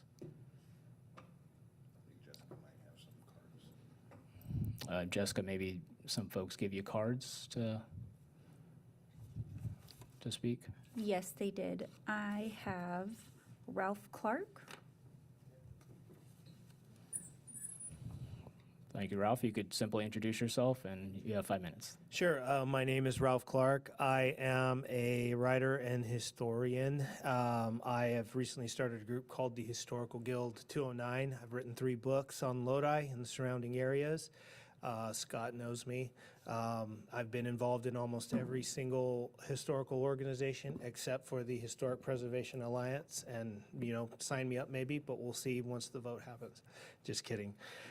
Basically, I came up here mainly to speak on the historic aspect of the theater. Seeing this presentation, I think it's probably pointless because there's a nice little catch-22 that's been developed here, which I predicted. You can see it on Facebook a couple hours ago. It's interesting to note, and the design is great. I don't want to criticize that, and I don't want to point fingers that much. But it's interesting to note that reading the media of the time when the renovation and the event center was going through, that this was historic. This was a historic building. And I challenge all of you to go back and read the Lodi News Sentinel. I challenge you to go on Facebook and see this. And then as work progresses, it becomes less historic, interestingly enough. It might not have been in the cards, but some people can win with a 7 deuce and other people can lose with 2 aces. So my question is, it's interesting also to note, we're going to be asking some questions and just because I think the overwhelming thrust of the community is they want this building preserved. If it can't be preserved, it can't be preserved. But I think there's enough questions to warrant further investigation. Like I said, I don't understand how a building is historic and everybody's celebrating it as such, and then as you work towards the goal, it becomes less historic, which is basically what's been outlined here. I don't want to address the community. I do Lodi History 411, so I have thousands of members of people who are interested in Lodi history. And they are overwhelmingly surprised by the fact that I think the scope of the project of the other buildings. I've also recently been in contact with the grandson of the people who built some of the buildings there. We're going to be talking more with them about that historical aspect to at least preserve that story. And I understand that the city needs certain amounts of housing, but I also wonder, for these, 2 people per unit, 88 people, how many people are being displaced currently? How many people live there? I'm going to go find out.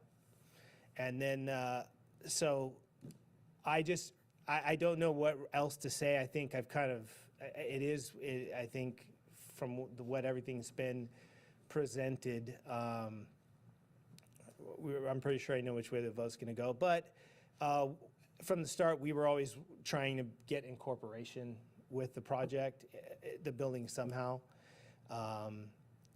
And it's too bad, I think. My group is new. I got involved late in this, so it's easy for me to stand back and point fingers and stuff. But I think, and I'm not really pointing fingers, but I wanted to express the kind of general view of the people on my page, the people who I come into contact with about this project in general. I think they're going to be surprised to learn that it's not historic. I'm surprised that the usually more stringent National Register said maybe, but the California, which is, lax, by lack of a better term, said no.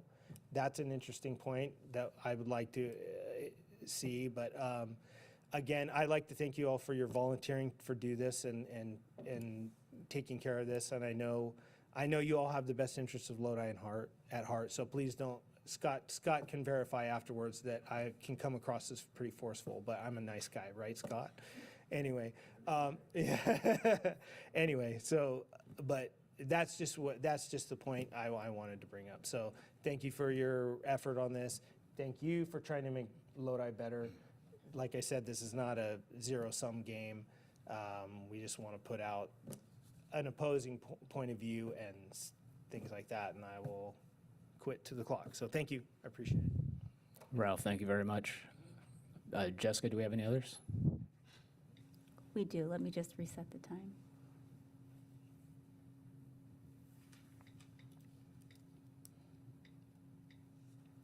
Gary Wyman.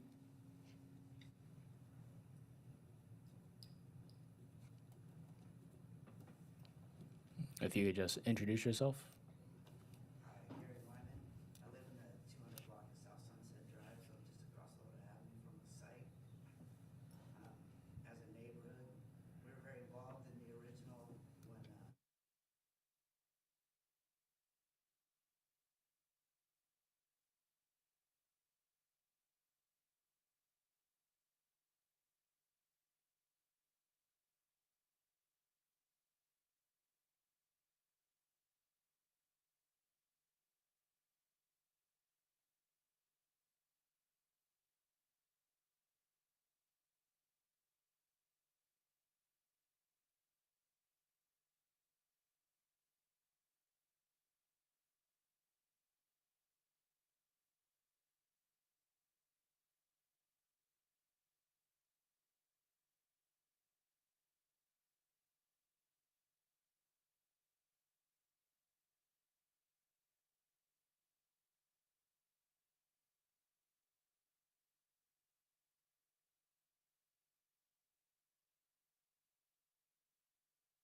this building, City Hall, Hutchins Street Square, and the train station. So I'm familiar with that, but I appreciate the passion. But as a neighbor to an abandoned building for all these years, I'm excited to see something happen on that spot. I do have a question about the sequence of work and the phasing. Mostly, are they going to come in and demo everything at one time and do the site improvements and then some of the buildings? Or are they going to demo part of it, maybe leave the apartments for later? Because just a concern of what happens if they come in and do half of it and then it fails and we got a bunch of vacant land there. So just a question about that. I didn't hear. I see phasing, but I don't know the sequence of the work. So, but I appreciate you guys' volunteer time and what you do. Thanks. Gary, thank you. We'll bring your question back to staff after everyone has a chance to speak. Jessica, if you could call our next speaker, please. Martin Thorpe.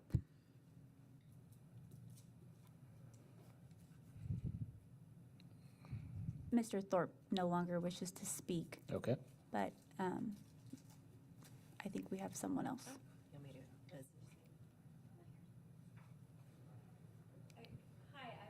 Oh, please approach the podium. Hi, I'm Brenda Heinrich. I live on Sunset on the other side of the building. I had submitted questions through the email, and I have a couple that were not answered, and some more questions that came up tonight. One was if there'd be any provision for the people who live in those places for their housing, because the ones that I know, because they're my neighbors, they rent. So I'm kind of concerned about them losing a home if these are going to be purchases. Not that I don't like these buildings and what they're going to serve, but just concerned for them. A selfish question for me, if you can nod to answer, because I know it's in the time. So the power lines that are between the properties on Fairmont and Sunset are going to be underground, correct? So will the people on Sunset be notified about this? How, because we also go to those power lines. I had also asked the question, will there be any impact on the fencing? I also have neighbors who couldn't be here tonight, but we have fences with our property and that one. Are these going to be torn down? Do we need to lock up animals? Do we need to participate? With the buildings that are going to be on Lodi, facing Lodi Avenue, is the garage on Lodi Avenue too? Yeah, as someone who every day comes and goes on Sunset, that it's a very dangerous spot. I think for me, it's more so because the city once allowed that cinder block wall that blocks the view of oncoming traffic. But if people park in front of Sunset Theater, you also can't see that direction. I have a former colleague who lives kitty corner from Sunset. Her driveway face is on Lodi Avenue, never uses it. There's so much traffic because there's the stoplights right there. So that's just something I think you might want to take in consideration for their safety, because pulling in and out of there is a nightmare. I think that's it. So, thank you. Thank you.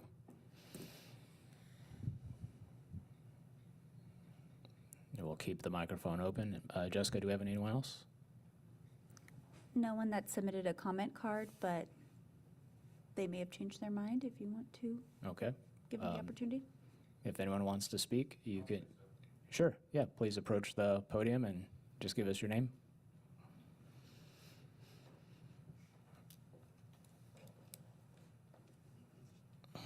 My name's Dave Blaylock, and I live on the 200 block of South Sunset, just 4 houses up from the theater.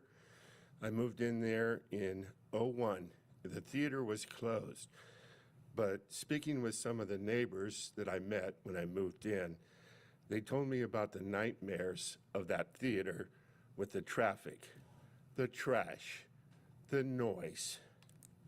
So not putting in a venue is a great idea. This is a great idea. And the other thing that's important is to make it for senior citizens and not, what do you call it? Affordable housing. I'm worried about the value of my home. I've been in there a long time. I put a lot of money into it, and I do not want to see the values of this neighborhood go down. Seniors, they need a place to go. And some people say, well, there's not enough housing. Oh, but we need to save this ugly building. So that doesn't make any sense. We need housing, and this is housing. And this is a great plan. It'll keep the values of the neighborhood up, and I hope it goes through. And I think I speak on behalf of a lot of people in my neighborhood. Thank you. Dave, thank you very much. Is there anyone else that'd like to speak? Sure, we got another one. Please approach the podium and state your name.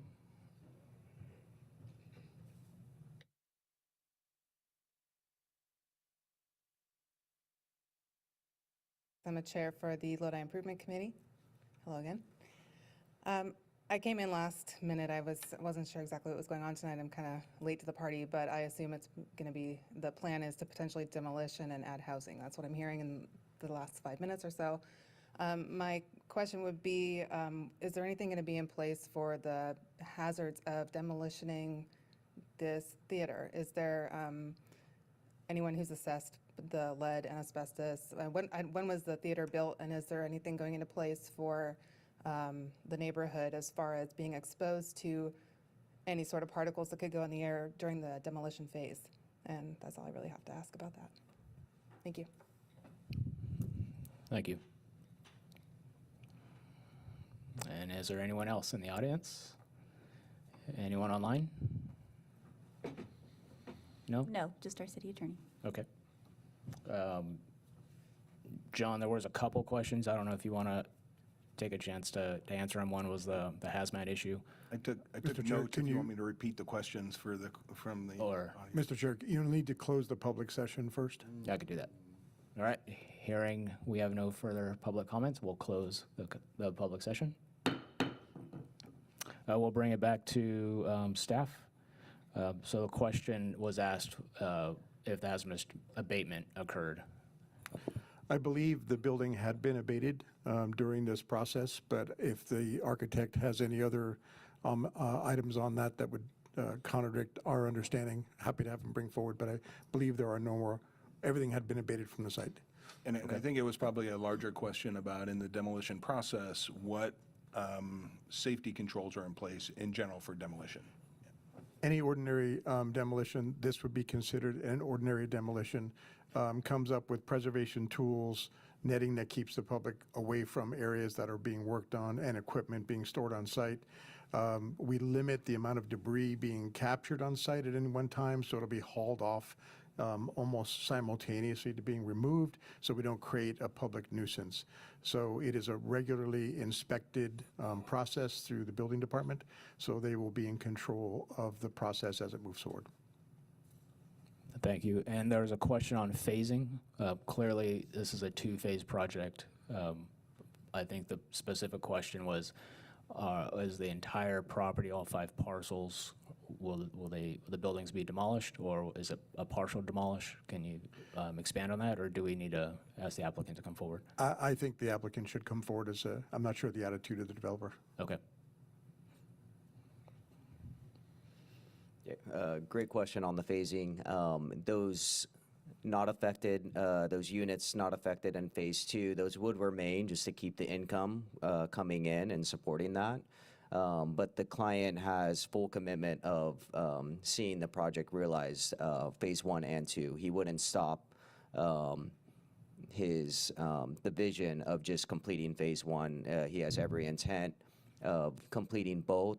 It's more of a matter of phasing the construction and completing phase 1, getting those leased out, getting income from those, and then proceeding with the phase 2.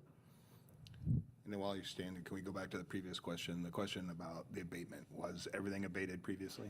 Yeah, the building, as far as I know, I think the city requested this too, but we, from what I know, the contractor fully abated it and has record of it. It did have asbestos and lead in the building, and again, that has, from my knowledge, fully been taken care of.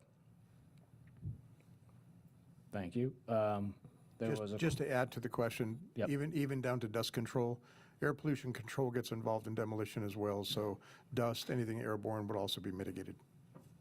That's correct. Member Donaldson, let me ask a couple of these from the audience before we get to you. My question was about fencing. What happens to the existing perimeter fencing?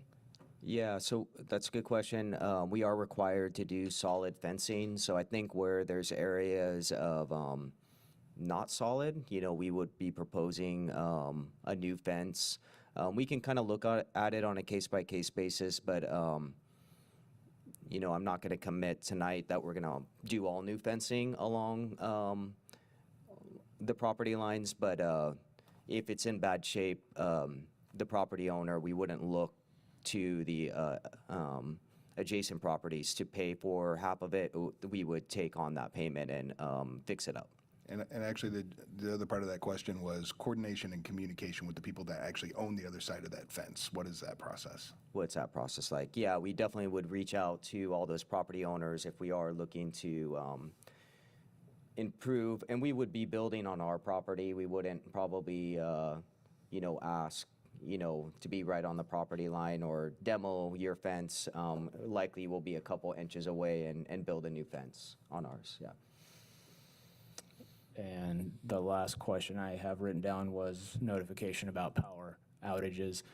Maybe that's not something you can answer. Maybe that's something Mr. Della Monica can answer. I'm guessing when they start rerouting the power and cutting off power, they'll make notifications. Is that correct? Send notifications to the residences? I believe it'll be a public noticed process. We actually have a former Public Works employee with us, but I believe that to be the case. So any of those utilities that are touched, the public will be given advance notice as to what the scope it looks like, what the timing looks like, and a plan to put it together for the sake of the neighborhood. Okay, thank you. Member Donaldson? Actually, there was one more question Go actually ahead. from the audience that I think we missed, which was the garage entry on Lodi Avenue. Is that part of the design? Or any garage entries on Lodi Avenue? No, we do not have any vehicle entry on Lodi Avenue, yeah, but I totally agree. It is, and I don't know if everyone's familiar with it, but it is, it's an odd intersection. It should probably have never been allowed, but Lodi's old. And it's like an offset intersection. It's very dangerous. We would never propose a driveway going off of that Lodi Avenue to make that even more dangerous of an intersection, because it already, as you can see, there's an offset intersection there, and there's a light signal. A lot of people don't stop at that light signal because they think it's still ahead. It's confusing. And I believe this lady asked about potentially relocating the existing residents of some of these units. Since your client owns the property, they're renters of his. I presume he would have the opportunity to offer them alternative places to go, since he is relocating them out of their units. Yes, sorry, didn't understand the question Oh, fully. Yeah, sorry, Mike. I'm sorry. The folks that are going to get displaced by the removal of these units, would your client have the opportunity to relocate them? Yeah, that is a good question. I don't know the answer to that, but yeah, we would probably do our best to find housing for them. But yeah, I don't know if there's a plan in place. Well, Yeah. I mean, they're his current tenants, so I presume he could negotiate with them when he is prepared to move them out of their homes, so. Yeah. Thank you. Yeah, thank you. Thank you, John. Do we have any further questions for the applicant or for staff? Yeah. I have a question. Okay, one comment. We've closed the public session, so we can't open that back up. Member Well? So phase one, how far down on Fairmont does that go? Does it take out some existing apartments? It does, yeah. It will eliminate, I think, 2 of the existing apartments. Okay. So how many I think he apartments total owns is that? 4. What's that? How many total apartments? He owns, I think, 4 total. I don't know the unit count of the existing, but yeah, 2 of them would. But in phase one? Phase 1, 2 of them would go. Okay, thank you. Mike, did I see you might have a question? You good? Okay. You guys good? All right, John, thank you very much. Well, we could bring it back here for, can we reopen for public? John, can we reopen for public comment or no? No, you're not. That's closed. Yep. Yeah, thank you. Do we not have any further discussion here? I'm tapped out. All right. And we have a couple comments from Member Donaldson, perhaps from Member Well. Okay, maybe I have comments too then. I said I was going to withhold my comments on the theater, and I have some. So I share this gentleman's concern that this is an unfortunate happenstance, and that could have been prevented. Would there be more stringent historic guidelines within our city? The Community Development Department is working on the development of a historic ordinance, which would accompany their adoption of the State Historic Building Code. And that would be a potential opportunity for preservation of projects such as this. So if a project like this were to occur, the owner was applying for tax credits, the local ordinance would kick in and say, okay, are you going to opt into our ordinance? In which case, now he's locked in, he can't start demolition. And so if the Community Development Department, Mr. Delmonica, Deputy Director Morris are working in that direction in accordance with what Spark may be able to do, we should be able to prevent something like this from happening again. So I share your concern. Thanks. Actually, I have a comment not about this project per se, but about the community. Ralph has done a tremendous job online of garnering a lot of community support. I am encouraged. When I see, whether I agree with people or not, is not the point. I love it when Lodi residents become engaged. When you guys show up and you have questions, and a lot of times we have these meetings, we're here all alone. And maybe people watch it online, and maybe they watch the video later, but they don't come in and engage. I think, the more that we have our citizens come to these meetings, engage online, become educated in the process. My biggest concern is when out of just lack of knowledge, people will make judgments. In particular, I see this a lot where, and online it's easy. The city employees get attacked all the time. They're called corrupt. They think somehow, I'm gonna single out John as an example. John was happily retired. He was asked by the city manager, please come help this organization out. We need your help. And yes, he collects a paycheck. He did not come back for this paycheck. He came back to do what he could to actually improve this community. And this is true of everybody I've worked with at the city. They're just lovely, hardworking people. And the more that we get engagement, the more people actually realize that. And I just wanted to put that out there. Yeah, wonderful sentiment. I believe this project is a great project. It is unfortunate, frankly, that perhaps the demolition of the previous project went too far, frankly, reading the report, and it lost its historical value maybe through those assets. In any case, here we are. I'll bring it to the board. I'll ask for a motion. Do we have a motion? I would love to read.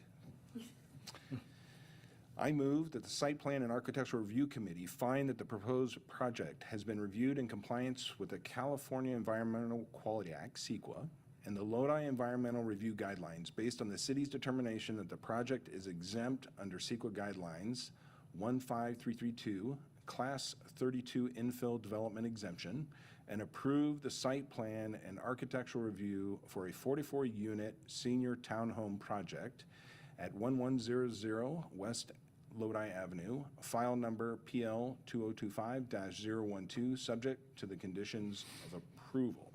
And I believe we have no conditions.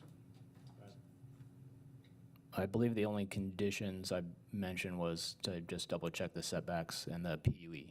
I think that is resolved, though. So subject to those conditions. Thank you.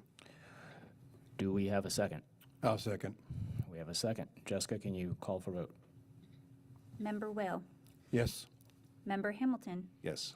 Member Dickens, Yes. Chair Rosado, Yes. Vice Chair Donaldson. Yes. Passes 5-0. Thank you very much. Congratulations. We appreciate another great project by NJA and the community, and we hope the new residences of this facility will really enjoy it. So thank you for that. Thank you for our community in attendance. We really appreciate your feedback. I second Member Hamilton's feedback on that. The engagement is enlightening, so thank you very much. You are free to leave. We are going to go to some regular business. And I guess we'll ask staff if there's any updates that we can get from you on other projects. Just looking at our calendar, we've been receiving applications, but have a lot of work to do on those.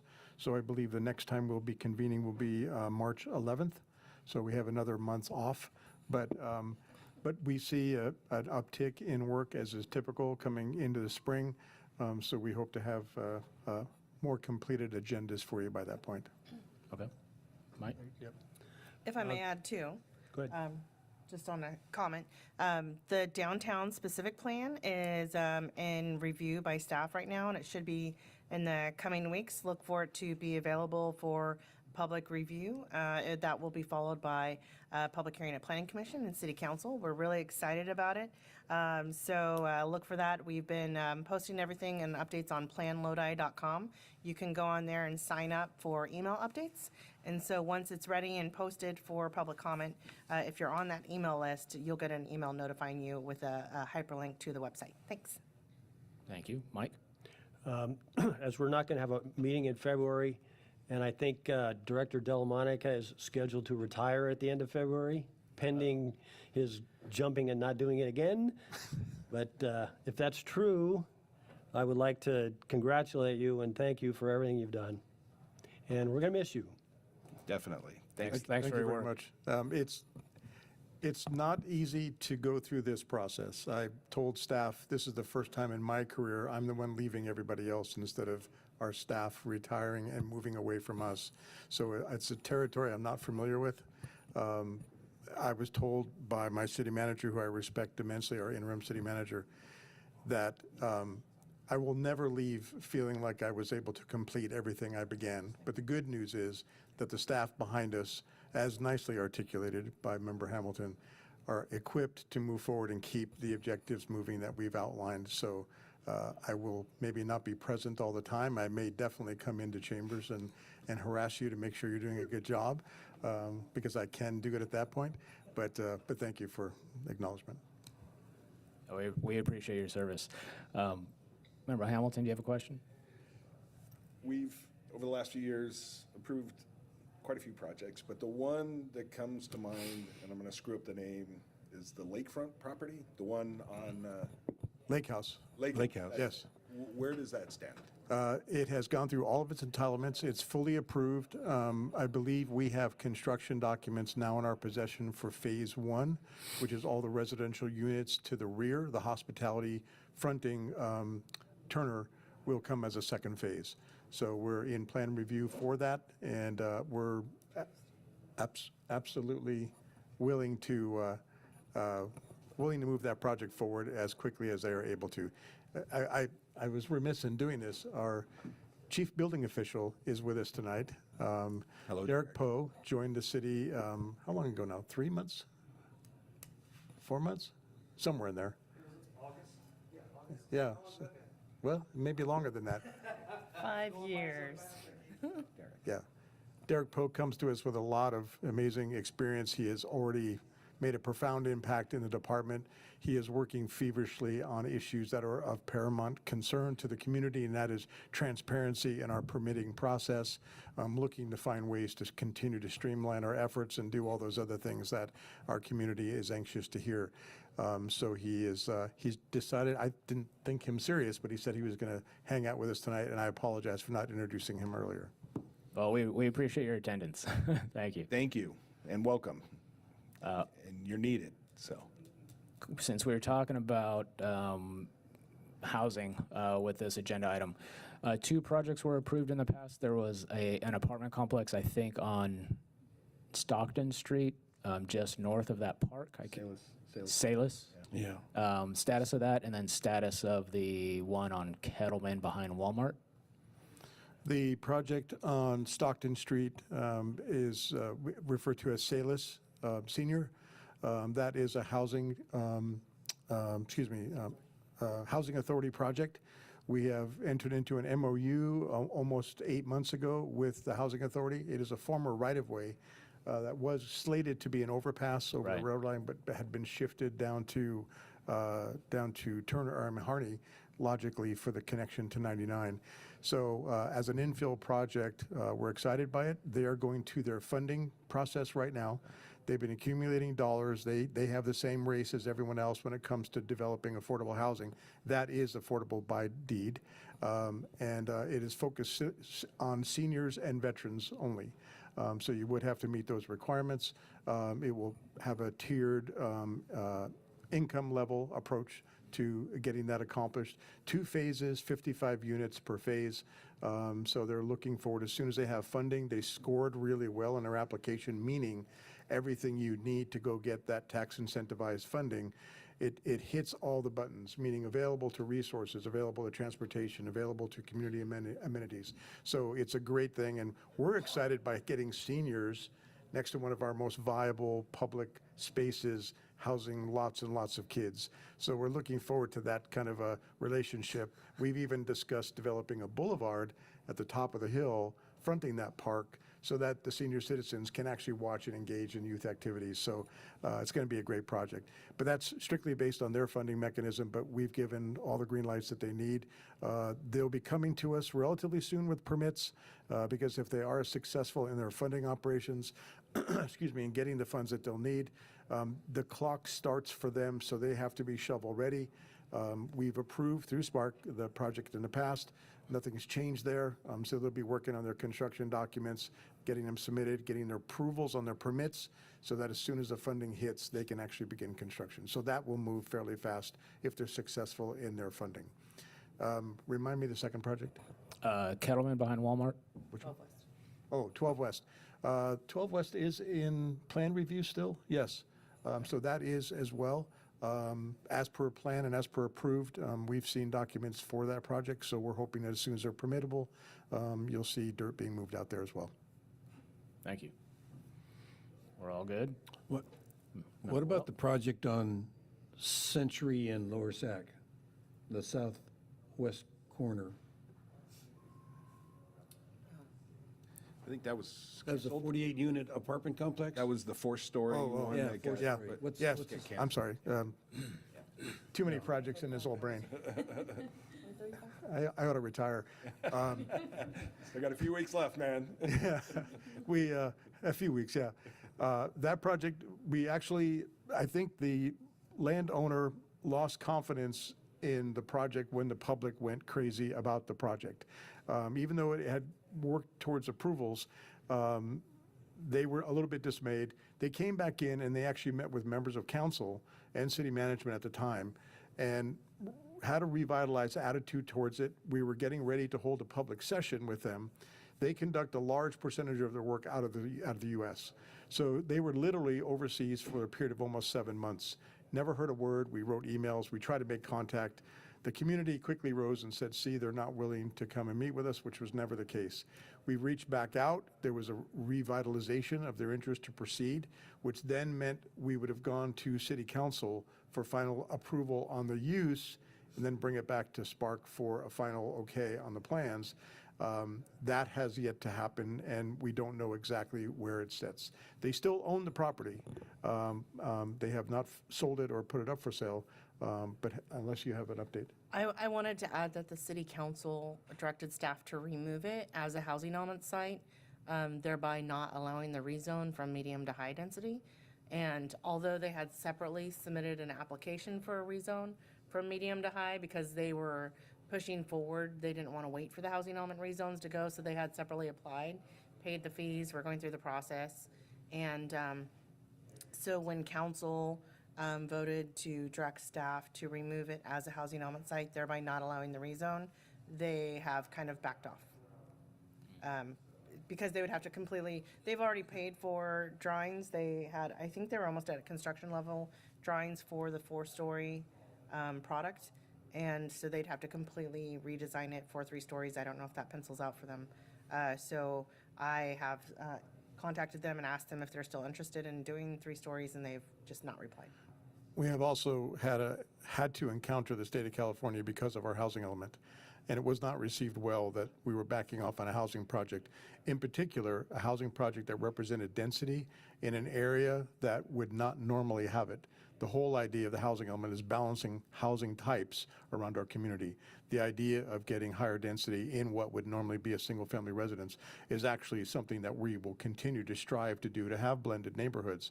So we are waiting to get a final letter from the state to understand what their direction might be, which is what we're waiting for before we go back to council with the item. I do know this is not your responsibility, but maybe it's an economic development responsibility. It seems to me many projects like this get sideways with the public with not a clear understanding of what it is, where it is, what the value is, any of those kinds of things. Are there communication plans or plans to do communication plans around some of these projects? I'm not saying this project in particular is a great idea or not, but it seemed like most of the pushback from the community were people that live nowhere near close to that location, had never driven by that location, saw that it was actually conducive for this kind of thing if we're ever going to do it in this town. And there was really, and this isn't a criticism of anybody at the city, I completely understand where this comes from, but it does seem like whenever there's these big explosions, there is not any management of communication. There is just a retrenching and no comment made by the city, right? So I'm curious as we go forward, because there is a lot of pressure from the state, and actually internally, we need more housing, period. And infill projects, I guarantee you, every single infill project is going to get negative pushback. We need some way of better educating and communicating the public around these kinds of things. And this is really not our purview and probably not your purview. I don't know whose purview it is, but we got to figure that out somehow. Well, I will say that staff was not mute on this. Staff was right up front with it. The presentation, if you had an interest in attending our presentation to our city council, was very thorough. We did outline the fact that we believe this to be an appropriate project and no ifs, ands, or buts about it.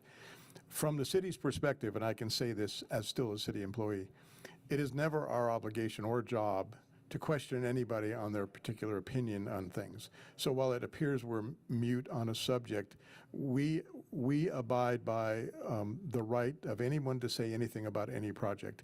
And so what we were advocating for and what was directed to us by council to bring this to light was to hold a public session with the developer, with the project, and anyone in the community that wished to attend in a less than formal setting, not in chambers. So we were making every effort to do that. I have, as an architect, and I know the members of this committee do the same, when you have a project that is going to be conceived as remotely controversial, it is always good to orchestrate. Sometimes planning commissions require that you hold a public session with your neighborhood before bringing it to them. It is something that I think we will start to look forward to make sure that those things can occur so that any naysayer or supporter has that opportunity to come and talk in an informal setting.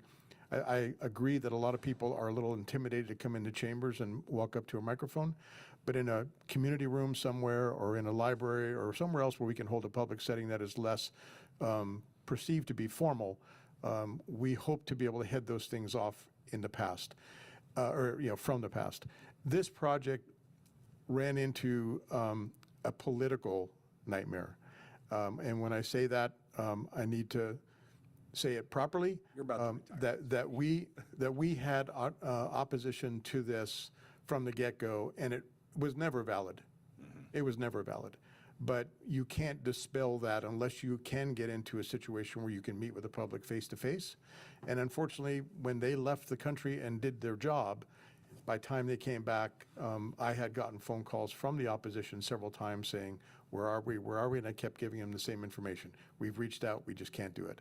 I think going forward, we shouldn't run into that. Not many of our clientele in terms of applicants are international businessmen, so I think, or women. So I think it's a case, a unique case, but it truly was a solid solution to that location that had sat fallow for a very long time and should have been developed. And I think the quality of that project, speaking personally as an architect, was done very well. And I would have been excited to bring that forward. It was going to be one of the better housing projects we've seen in the city. In terms of complication, in terms of use of materials, in terms of utilization of a site, it really became a bit of an urban solution in a tight site. We were stoked by it. And I do think we may not have international developers, but it's not like we have a lot of deep pockets inside Lodi for doing development, meaning Bay Area developers are very common, where they come in, they buy a plot of land. And I do know that in general, our community, I'm not going to paint a broad brush, but there is definitely a segment of our community that wants zero growth, and anybody from outside Lodi is kind of a carpetbagger. And I think there's something that we can do to kind of help educate the community about the importance of a vibrant community that comes about through growth. Not crazy growth, but controlled growth. And I do think there's a larger communication message that needs to go out around that. You will be hearing that in the coming months, no doubt. You will be hearing that through an election cycle, no doubt. What staff did prepare and present to council was a roadmap for growth. They weren't anti-growth. They were intimidated by a few components of that growth. We went a long way to discussing with the general public in multiple settings the concerns that Lodi is out of power. Lodi is really not out of power. It has a plan to regenerate itself, but it can continue to grow. We met with members of BIA who said if we can't grow, we're in jeopardy of our housing element. We showed and demonstrated that we still have permittability and construction available to take us through the curve. So at each time we have these hurdles to overcome, we're there, we have the responses, we have the answers. And I will state this for Spark and for our Planning Commission and for Lodi Improvement Committee and any other body that represents the city in general, that to do exactly what you stated tonight, we do all we can to encourage. The public noticing process literally notifies property owners individually about attending these sessions. We want feedback. We want there to be individuals in chambers. It is discouraging. I sat on that dais for several years, and I understand when you walk in and you have something that is even remotely controversial, there was no one here to discuss it and to make us think hard before we render a decision. I'm hopeful that the city, in this evolution and thinking about development and growth, and I believe you'll see the banner coming off that says no growth and slow and conservative growth. We weren't proposing anything different than that. That's all economically driven. So it will fill the marketplace as it needs to. We truly have zero control over it. We used to go get projects. Now projects have to come to us. So it's one of those things that we will continue to respond to. This department will continue to attempt to spearhead with economic development now established as a department in the city. They will be front runners for a lot of this. And so we will be getting the word out about our ability to handle development, to handle growth, to offer opportunities. And just the last thing on that, we are actually processing several small applications for annexation to the city right now. One is just a project area of only 10 acres. Another one is about 100 acres on our west side. We're looking at expanding beyond our sphere of influence to embrace neighbors that can possibly serve in the interim. So even though we don't have some of the afforded allowances by council yet to go forward with a full-blown EIR update general plan update to the city, we are working on projects that will continue to try and expand the city in a proper way. So you'll be seeing those things occur. Just like everything else, growth takes time. You know, we've explained that a developer files a tentative map. It's 2 years before you see a rooftop. It's just what has to happen in a cycle. And we will be out of housing stock in another 3 to 4 years, and so we need to make sure we get ahead of that curve. And I believe that message is well understood by city leadership. So you will see growth. You will see it. All right. Thank you, John. I believe we're ready to adjourn. We will adjourn. Thank you, guys. 7:43. Thanks, Jessica. Thank you, John.